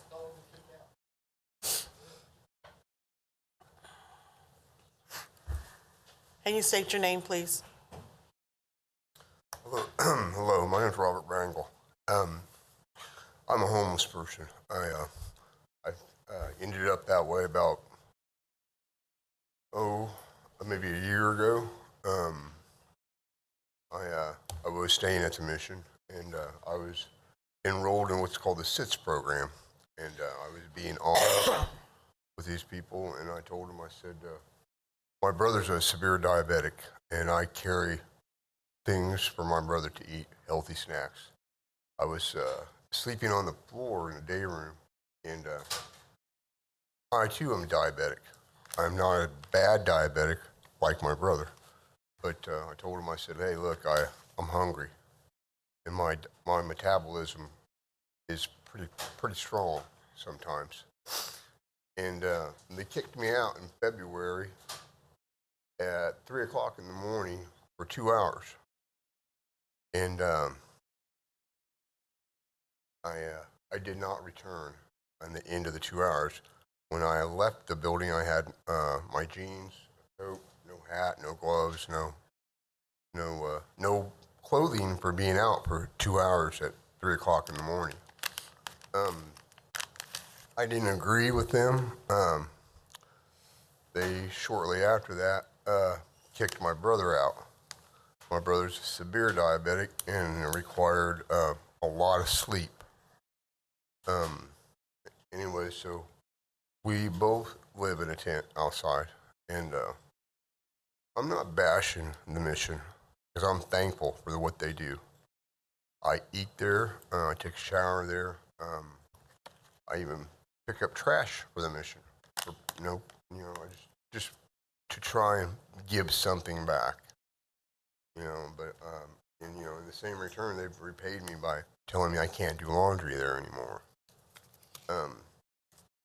But I still pick up the trash, and anyways, but I hear a lot of talk of very grandiose things that you people are doing, and that's really nice. And I'm familiar with Grace Med and Stormont Vale and the Topeka Police Department. This guy's done an excellent job. I had nothing but good to say about him. I would like to see you follow through with some of these things. And per se, not just blow smoke up our butts. Because these people out here, they're good people. They work for NOTO. Then when they find something that's worth $5, they sell it down there to them for $2 because they know we're homeless. And for NOTO to say, hey, we don't, we're hampering them, or we're not sleeping on their sidewalks. Most of the people that I know don't even want to walk down Kansas Avenue. They ride their bikes in the alleys. And they try and stay away from there. Or they do spend that $5 that they got, Granted that I never thought I'd be homeless. I worked 28 years of my life doing heating and air conditioning. I maintain a master's block license. I have put together, installed sheet metal in a lot of Topeka's buildings at my own or companies that were brought into Topeka, Kansas. I had a very gainful career. I lost a son.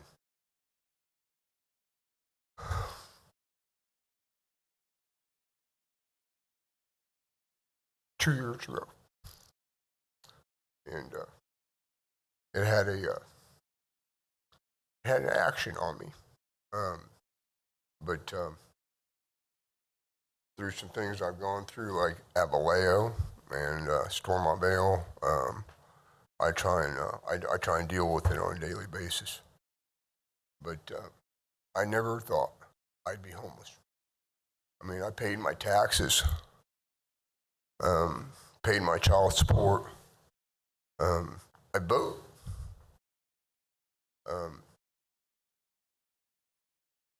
But to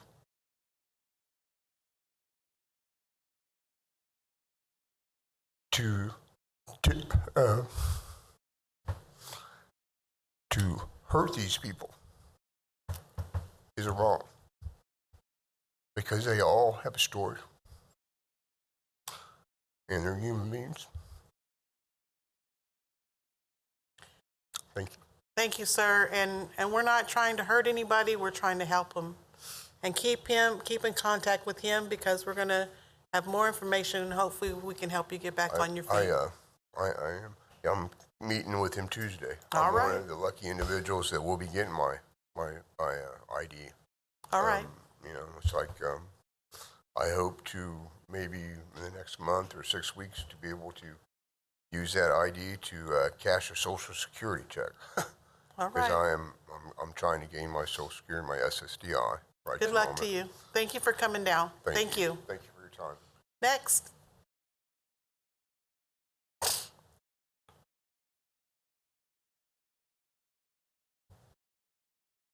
My name is Richard Harrison. A lot of people call me Sick Rick. And I don't have any idea why some hootie tooties down there in Noto seem to have any discretion with us underneath that bridge. If anything, we keep their parking lot clean for them. None of us have ever went over there and even spoke to them. All of it is somebody wanting to browbeat somebody else. I've been out on these streets most of my life.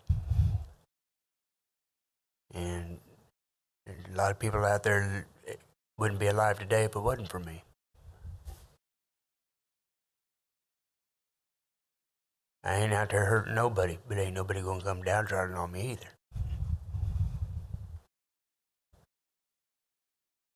I protested against the mission, the way they treat people. What they do, they spend $1,500 an hour for an attorney to get a permanent injunction that's going to be lifted. Took the judge an hour and a half late. They win by default because I didn't want to stick around for the other half hour for them to get there. If it had been me, 15 minutes, my tail had been in jail.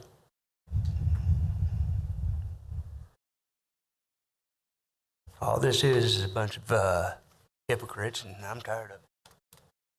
Thank you, sir. We value your opinion. Next. Is there anybody else? Go ahead, sweetheart.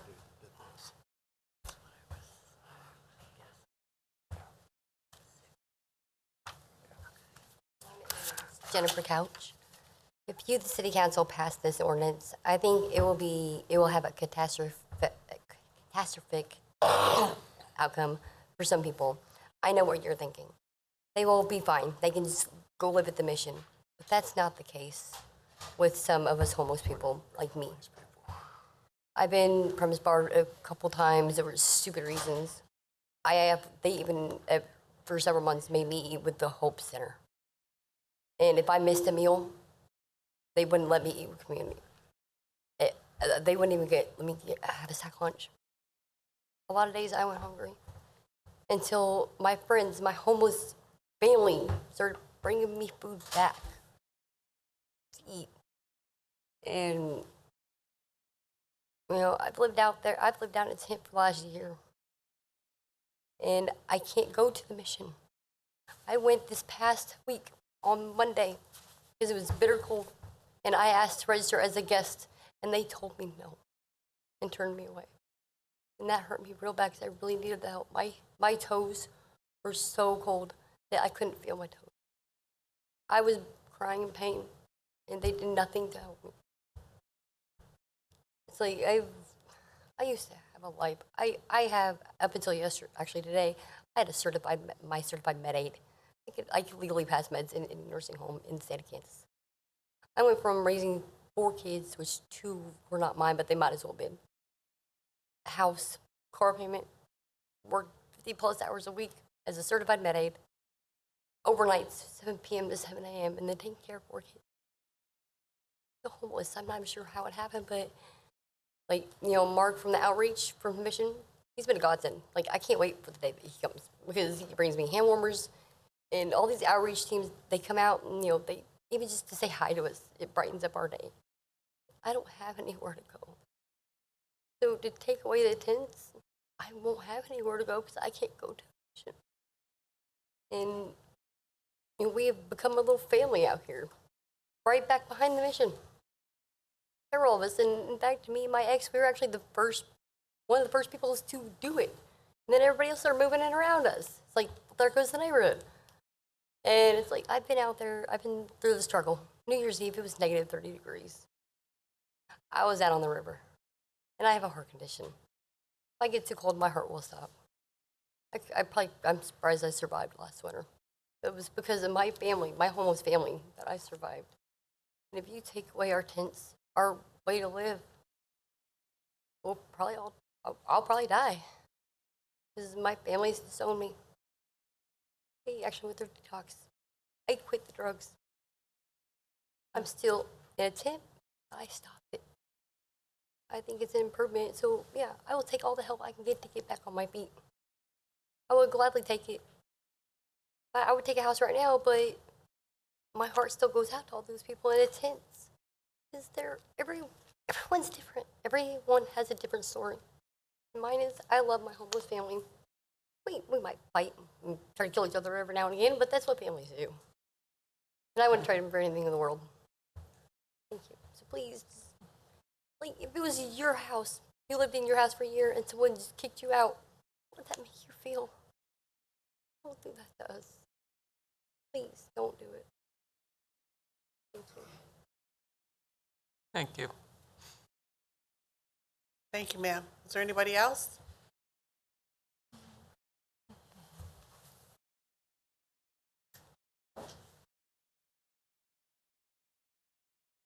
Hello, my name is also Luther. Nice to meet somebody else named Luther for once.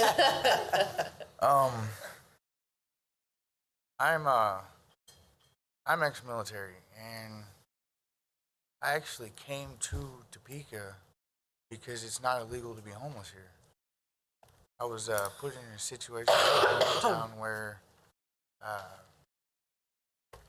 being homeless, you could get arrested and charged, and it just kind of perpetuated the problem. So there was just absolutely no way to correct my life in any kind of manner down there. So I came up here. There are a whole lot of people that love to help up here. But some of these guys have said that they don't want, or they want the help, they need the help, but they don't have anywhere else to go. But there are so many of us that would rather live this simple lifestyle of just coming and going from the tent.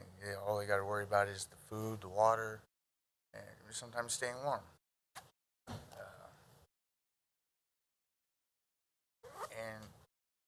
it's hard to, some people, it's very hard to interact with other people. And like they said, with the mission, Sir, can you address me, please? Yes. Thanh you. We don't want to point anybody out. Can you address me, please? The mission is a lot of, some of them are ridiculous rules, some of them are needed. They don't make sense to a lot of people, but they do to me, so I understand. But it seems like every day I'm seeing the mission turn away people that actually need the help. Instead of making the people that are there, like, there's been someone that's been there for over a year, I've heard, making $1,500 a week, and he just stays there. He doesn't actually need that help, but the guy with the crutch that slipped in the lobby, he was told to go on because he can't help himself. That is ridiculous. You see what I'm saying? There's really a whole lot of people that the mission doesn't help. There are a whole lot of people that it does help as well. But what about those people that the mission won't help? And I'm saying this as a guest at the mission right now. Every time you leave your premise park, you're automatically in trouble when you come back just for not accepting their services or whatever it is, however they want to look at it. I'm on daytime outs where I can't even come back in until 9 o'clock because,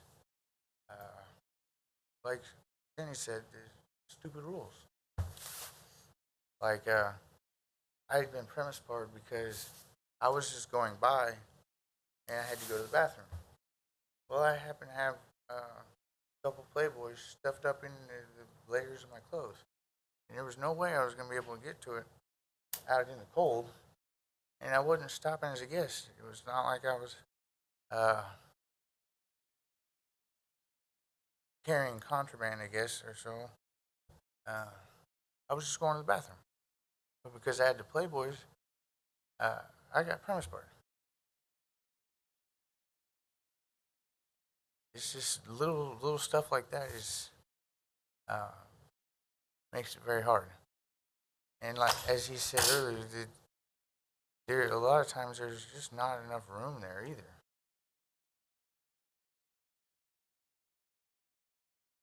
And so it's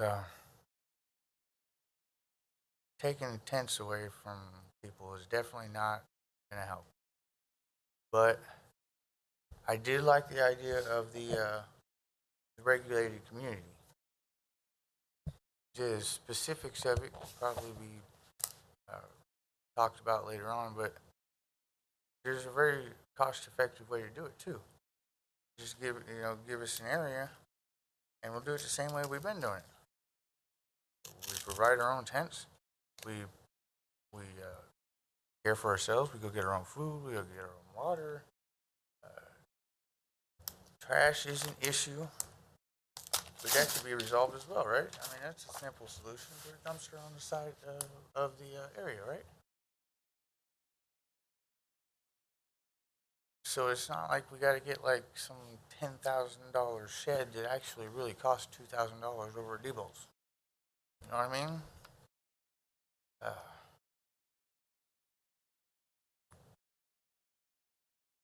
And like Rick said, his homeless people aren't really the ones bothering Noto. It's all the guests of the mission that have to come and go by Noto to do anything. That's at least 400 people right there coming and going on a daily basis just to go get cigarettes or pop or whatever it is. And like Rick said, the homeless, they, like I said, we go get our own food. I personally lived in a tent out on the river for almost a year and a half. Sir, your time is up if you'll wind it down. I was losing track of That's anything okay. else to say anyways. That's okay, but I do have a question for you. Absolutely. You're a veteran. Keep in contact with this gentleman. If we could provide you a place and help you get back on your feet, would you accept that? Yes. Before, I would have said no. I didn't have the reason to. Like I said, I wanted to live like that. I didn't have any responsibilities, so I didn't need electricity. I didn't need running water or any of that. Walls. I liked my tent. I was out in the woods, not minding, not bothering nobody, minding my own business, and running around and helping people like Drake and Rob, we're good buddies. I stay at the mission, but I still go every day to his camp, make sure he's got fire going, or water, or food. Okay, thank you. And that's our goal, is to help people to get on their feet. Right. Like I said, I really do like this idea of the community, but there has to be, I don't know, it can't be the only option for the campers. You know what I mean? Yep. Because some of them won't be around anybody else. Okay, thank you. Appreciate your opinion. Next, is there anybody else? We're winding down. Is there anybody else?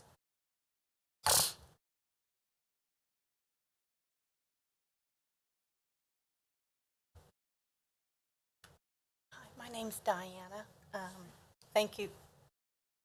My name's Diana. Thank you for letting me talk. I've never done anything like this before. So. Take a deep breath. Yeah, I know. Continue on. Just somebody grab me. But me and Mr. Burton have been walking around down there by the river the last 2 weeks, 2.5 weeks, and we've really got to get to know some of these people, and we talk to them and try to figure out, what's happening in that, and a lot of them, they just need help with Social Security or disability Social Security, and that they need, they need help. Us maybe telling them, okay, call this place so that they just need some help in that. There is a few mental health challenge people that are down there that we have seen. Another thing they need is just, like him, ID or a birth certificate and that. And it just seems like a lot of these people just need some help, and then maybe, it'd go. And I don't mean to put down the rescue mission, because they do some fine work, but when we've talked to these people, they've complained about one got in trouble and then couldn't eat for a week because they happened to be talking to somebody, and apparently you can't maybe at certain times or certain situations. They complain because they can't stand on a certain property. I can't understand how people can tell somebody you can't, and that. They complain about every little item costing quite a bit, and they're homeless as it is and don't have much money. They complain that they have to come and get a meal, and they can't be there more than 15 minutes before the meal is served. It's just small little things, but I think it would even bother all of us if we kind of had to do that too, had to live that way too. And if they're not perfect, then they unfortunately give them no food. They won't let them shower. They won't let them do their laundry and stuff like that. And I think they just get tired of all these little teeny rules, maybe. I don't know. But we have searched the internet, and we have seen that the city of Topeka owns quite a few lots there, the mission and then the railroad. So we're hoping, there's even several abandoned buildings. I don't know. Sometimes it costs more to redo a building than it is to build one, and that. But, we've walked around and we've seen a lot of things in that. So, but I mean, right now, what would be nice for them is just trash cans out there. Can the city or somebody, charity, not maybe put some trash so that they can dispose of their stuff, or and water, even just some water. They walk, a good quarter mile, half a mile, all the way to the river and back and forth to the mission just to get water and that.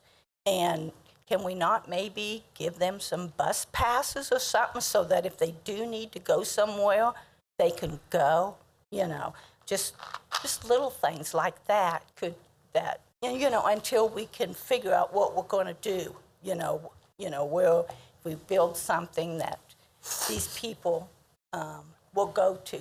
We've talked to them, and a big majority of them all said, if you built a new place and you had the rescue mission run it, they would not go.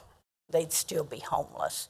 So I just hope, you know, that we can all get together and that. But it has been a true honor and privilege to get to know all these fabulous people that I've got to know the last 2.5 weeks. Thank you. Thank you.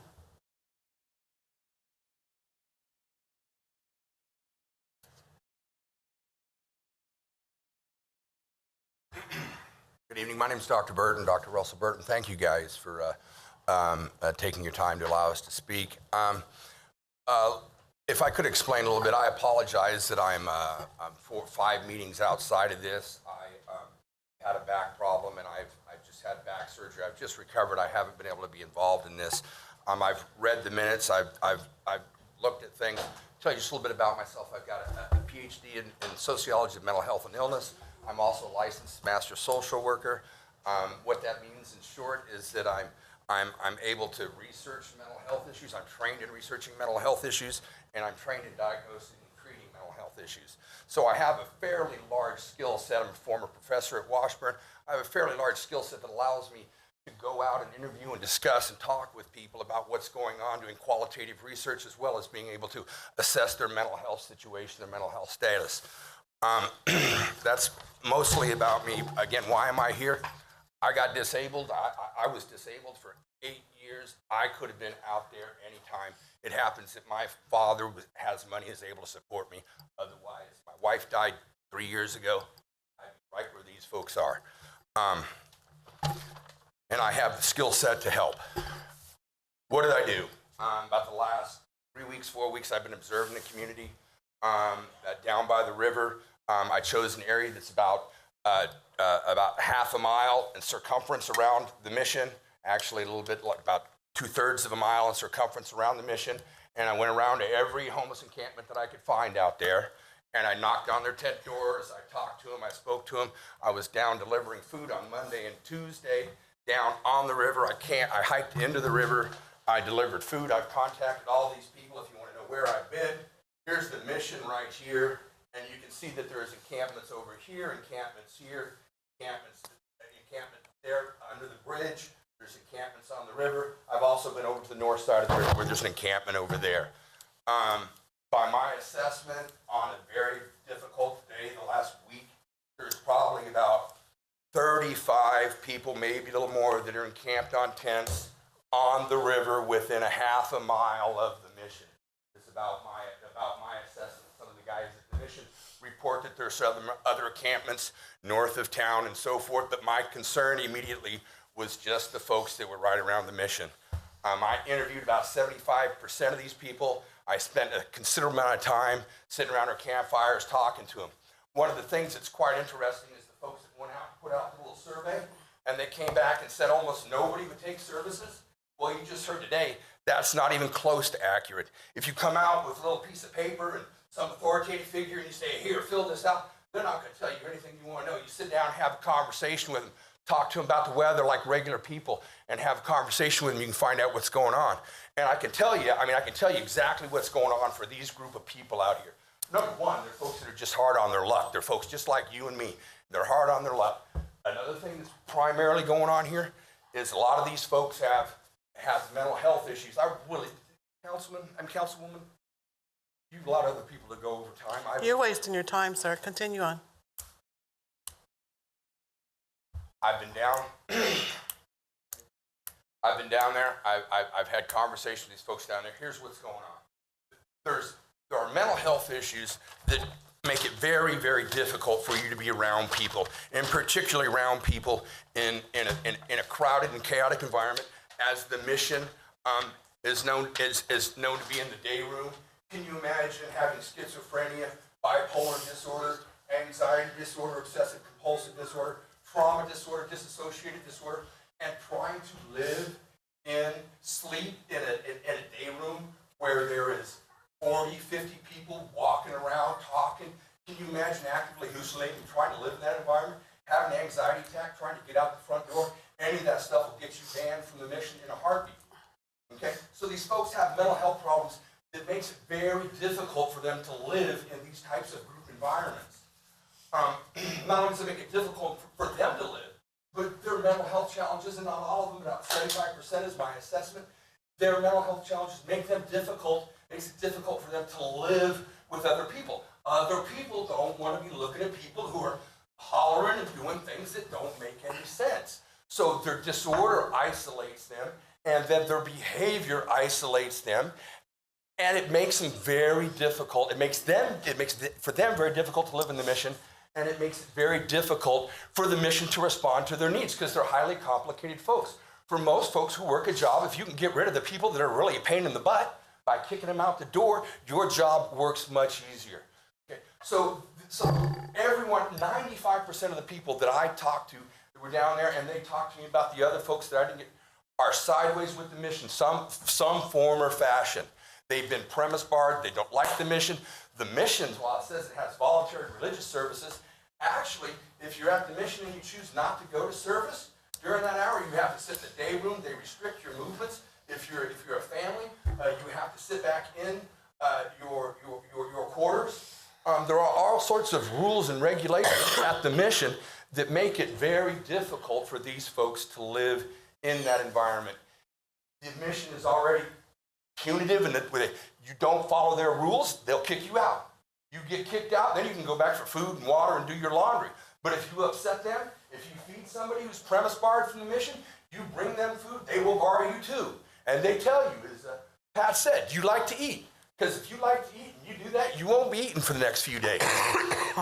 That's the way, that's for everybody that I talk to that lives within a half mile of that mission. That is the biggest challenge. They have some of the greatest needs, and they're up against an organization that's not responsive to those needs. I'm not saying the mission doesn't do a good job in outreach, helping folks and all of that, but there's a group of people that are not having their needs met by the mission. If you then take the only place they have to live, their tent environment, and you get rid of that tent environment, number one, where are they going to go? Number two, if you make the mission responsible for that tent environment, these people won't go. None of them will go. They're already sideways with the mission. So if you put the mission in charge of doing this, ain't nobody going to come in. There will be a few people probably who will want to stay outside of any kind of protected area that you might build as long as it's not run by the mission. However, if you ask me, again, homes first, housing first is the answer. And the answer is really providing these folks with homes in some way. Every one of them would take a home if it was their own little space. They didn't have to interact with large communities. Every single one of them would take services if the services didn't come through the mission. Thank you, sir. We thank you for your opinion. You're welcome back to our next meeting. I'm going to have to close. It's 5 o'clock. It's actually after 5. And so we will have another meeting. Madam. Yes. Madam Chair. The other way. There we go. After hearing a lot of the communication, I think it would only be fair, in my opinion, if we could let Mr. Feaker respond a little bit. That would be well if he wants to do that. My thing is that's hearsay. Barry has rules. We all have rules. I have rules at my house that you're not gonna like, Mr. Number 9. You're not gonna like my rules. You have to be in at 9 o'clock. And if you're not, you get a pill in the car. I shouldn't say that. I might get arrested or something. But, I mean, we all have rules. We all have to abide by rules. You know, if we speed, we get a ticket. That's just how it is. I cannot tell Barry how to run his mission. I don't give him no city dollars. He gets public funds. Why don't we have a city-run church? Sir, you are out of order. You're out of order for the last time. You're out of order for my last time. No, Madam But Chair. if he would like to respond on that, you know, I take it with a grain of salt because I don't know the whole situation there. You know what I'm saying? Of why they can't come back. I don't know any of that. And No, if you'd Madam- like to respond, you're welcome to. No, Madam Point Chair. well taken. No, I agree. I just think we need to, I just feel that this kind of got off track a little bit and became an assassination of a very worthwhile organization that if he wants to respond, then I think we just ought to give him the opportunity. Sure. Well, thank you for the opportunity to respond. We'll keep it brief. We cannot, this is not a jury or a trial. Nope. So not here tonight to defend everything that was said. I will say this, that I think there's some misunderstandings, some misconceptions, and maybe just an approach in regards to how to explain something that maybe isn't all the way accurate. And so, but at the same time, I empathize with those who do not find the services of the mission appropriate for them or situations that they've run into. Just want to bring up one, talked about cold weather and not being able to come in. Even if a person is banned from the rescue mission, if it's 40 degrees or below, they are able to come into the mission. And unless the situation has presented itself where it's a safety issue for the other people on the mission. That's pretty common knowledge. It's called a weather-related lift. Unless somebody is very dangerous, even if someone's intoxicated and they come to us, if it's 40 degrees or below, even though we're at what's called a dry shelter, we will let that person come in for a few minutes, get some coffee, get a sandwich, whatever, to warm them up for a bit. We may have to put them back out for the safety of other people, but we will let them repetitively come in through the evening to try to warm up, to get sobered up, to finally get a bed for the night. Sometimes that doesn't always work, but we don't want somebody freezing to death. And so, you heard a lot of things here tonight. We can't begin to try to unpack all of those here tonight. But I think that each one of these individuals who has decided not to come to the mission or is not allowed to come to the mission, there's always an opportunity for them to come back and work with us again, with one exception in this room tonight. And there's only been one person that's ever been banned from the mission permanently. The rest of the 50,000 plus always have another opportunity to work it out. Rules are there, absolutely. We do try to move people forward. But there are people that are with us for over a year who cannot move forward, and we don't put them out. And so I thank you all for the opportunity, and I thank for these people who've shared their heart and shared their thoughts and their concerns. And I will stay here tonight and be willing to talk with each one of them, except for one, about their concerns. Thank you. Thank you for the opportunity to share. Thank you, Barry, for all that you do. It's a hard task.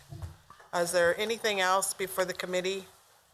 If not, what I'm going to do is, I don't think we should maybe meet in December. We have some short weeks, or you guys want to do it the last week? Maybe I could schedule it the last week? No. No? Okay. So maybe after January, I'll get with Liz to see where we're at and where we need to go. I'm going to go home and read the rest of my stuff. Corey, I do want to have a meeting with you, and I might meet with the task force because I'm just a little bit kind of unsettled there. So I want to make sure that I get a clear understanding of what we're doing. Feel free to call Liz at 368-1671 to see when our next meeting is. And I'm going to be very honest. I did let some time go over, and I did let some interruptions, some shout outs. I don't run my meetings like that. I run them bang, bang, bang, that we respect each other and everybody is heard. I did hear some cussing. I don't do that. And my next meeting, I won't put up with it. I apologize if you think I'm rude, but we've got some work to do. We've got to look ahead on where we're going, and we're not going to get anywhere coming together, fighting, and all of that. You can come respectfully, and you can tell us respectfully. What we're tasked to do is to pass an ordinance that affects some of our people, some people that are concerned, but also what we're tasked to do is to help. And that's what we want to do. We want to help those in need. And that's what we're really tasked here to do. We don't just want to give you a ticket to make it harder on you. And so that's why this is taking so long, and that's why we're trying to do everything we can to help you out of the situation that you're in, whether it's physical, medical, or mentally, whatever the task may be. As you've heard, there are 49, is that correct? I wrote it down. 49 organizations. They're not all here today that have come to say, what can we do? How can we be a part? We can't put this all on the mission. Mission's just one person. We have 48 entities that's saying, how can I help? And what we need to do is we need to reach out to them and tell them how we can help. And we need to look at that. With that being said, this meeting is adjourned. Thank you.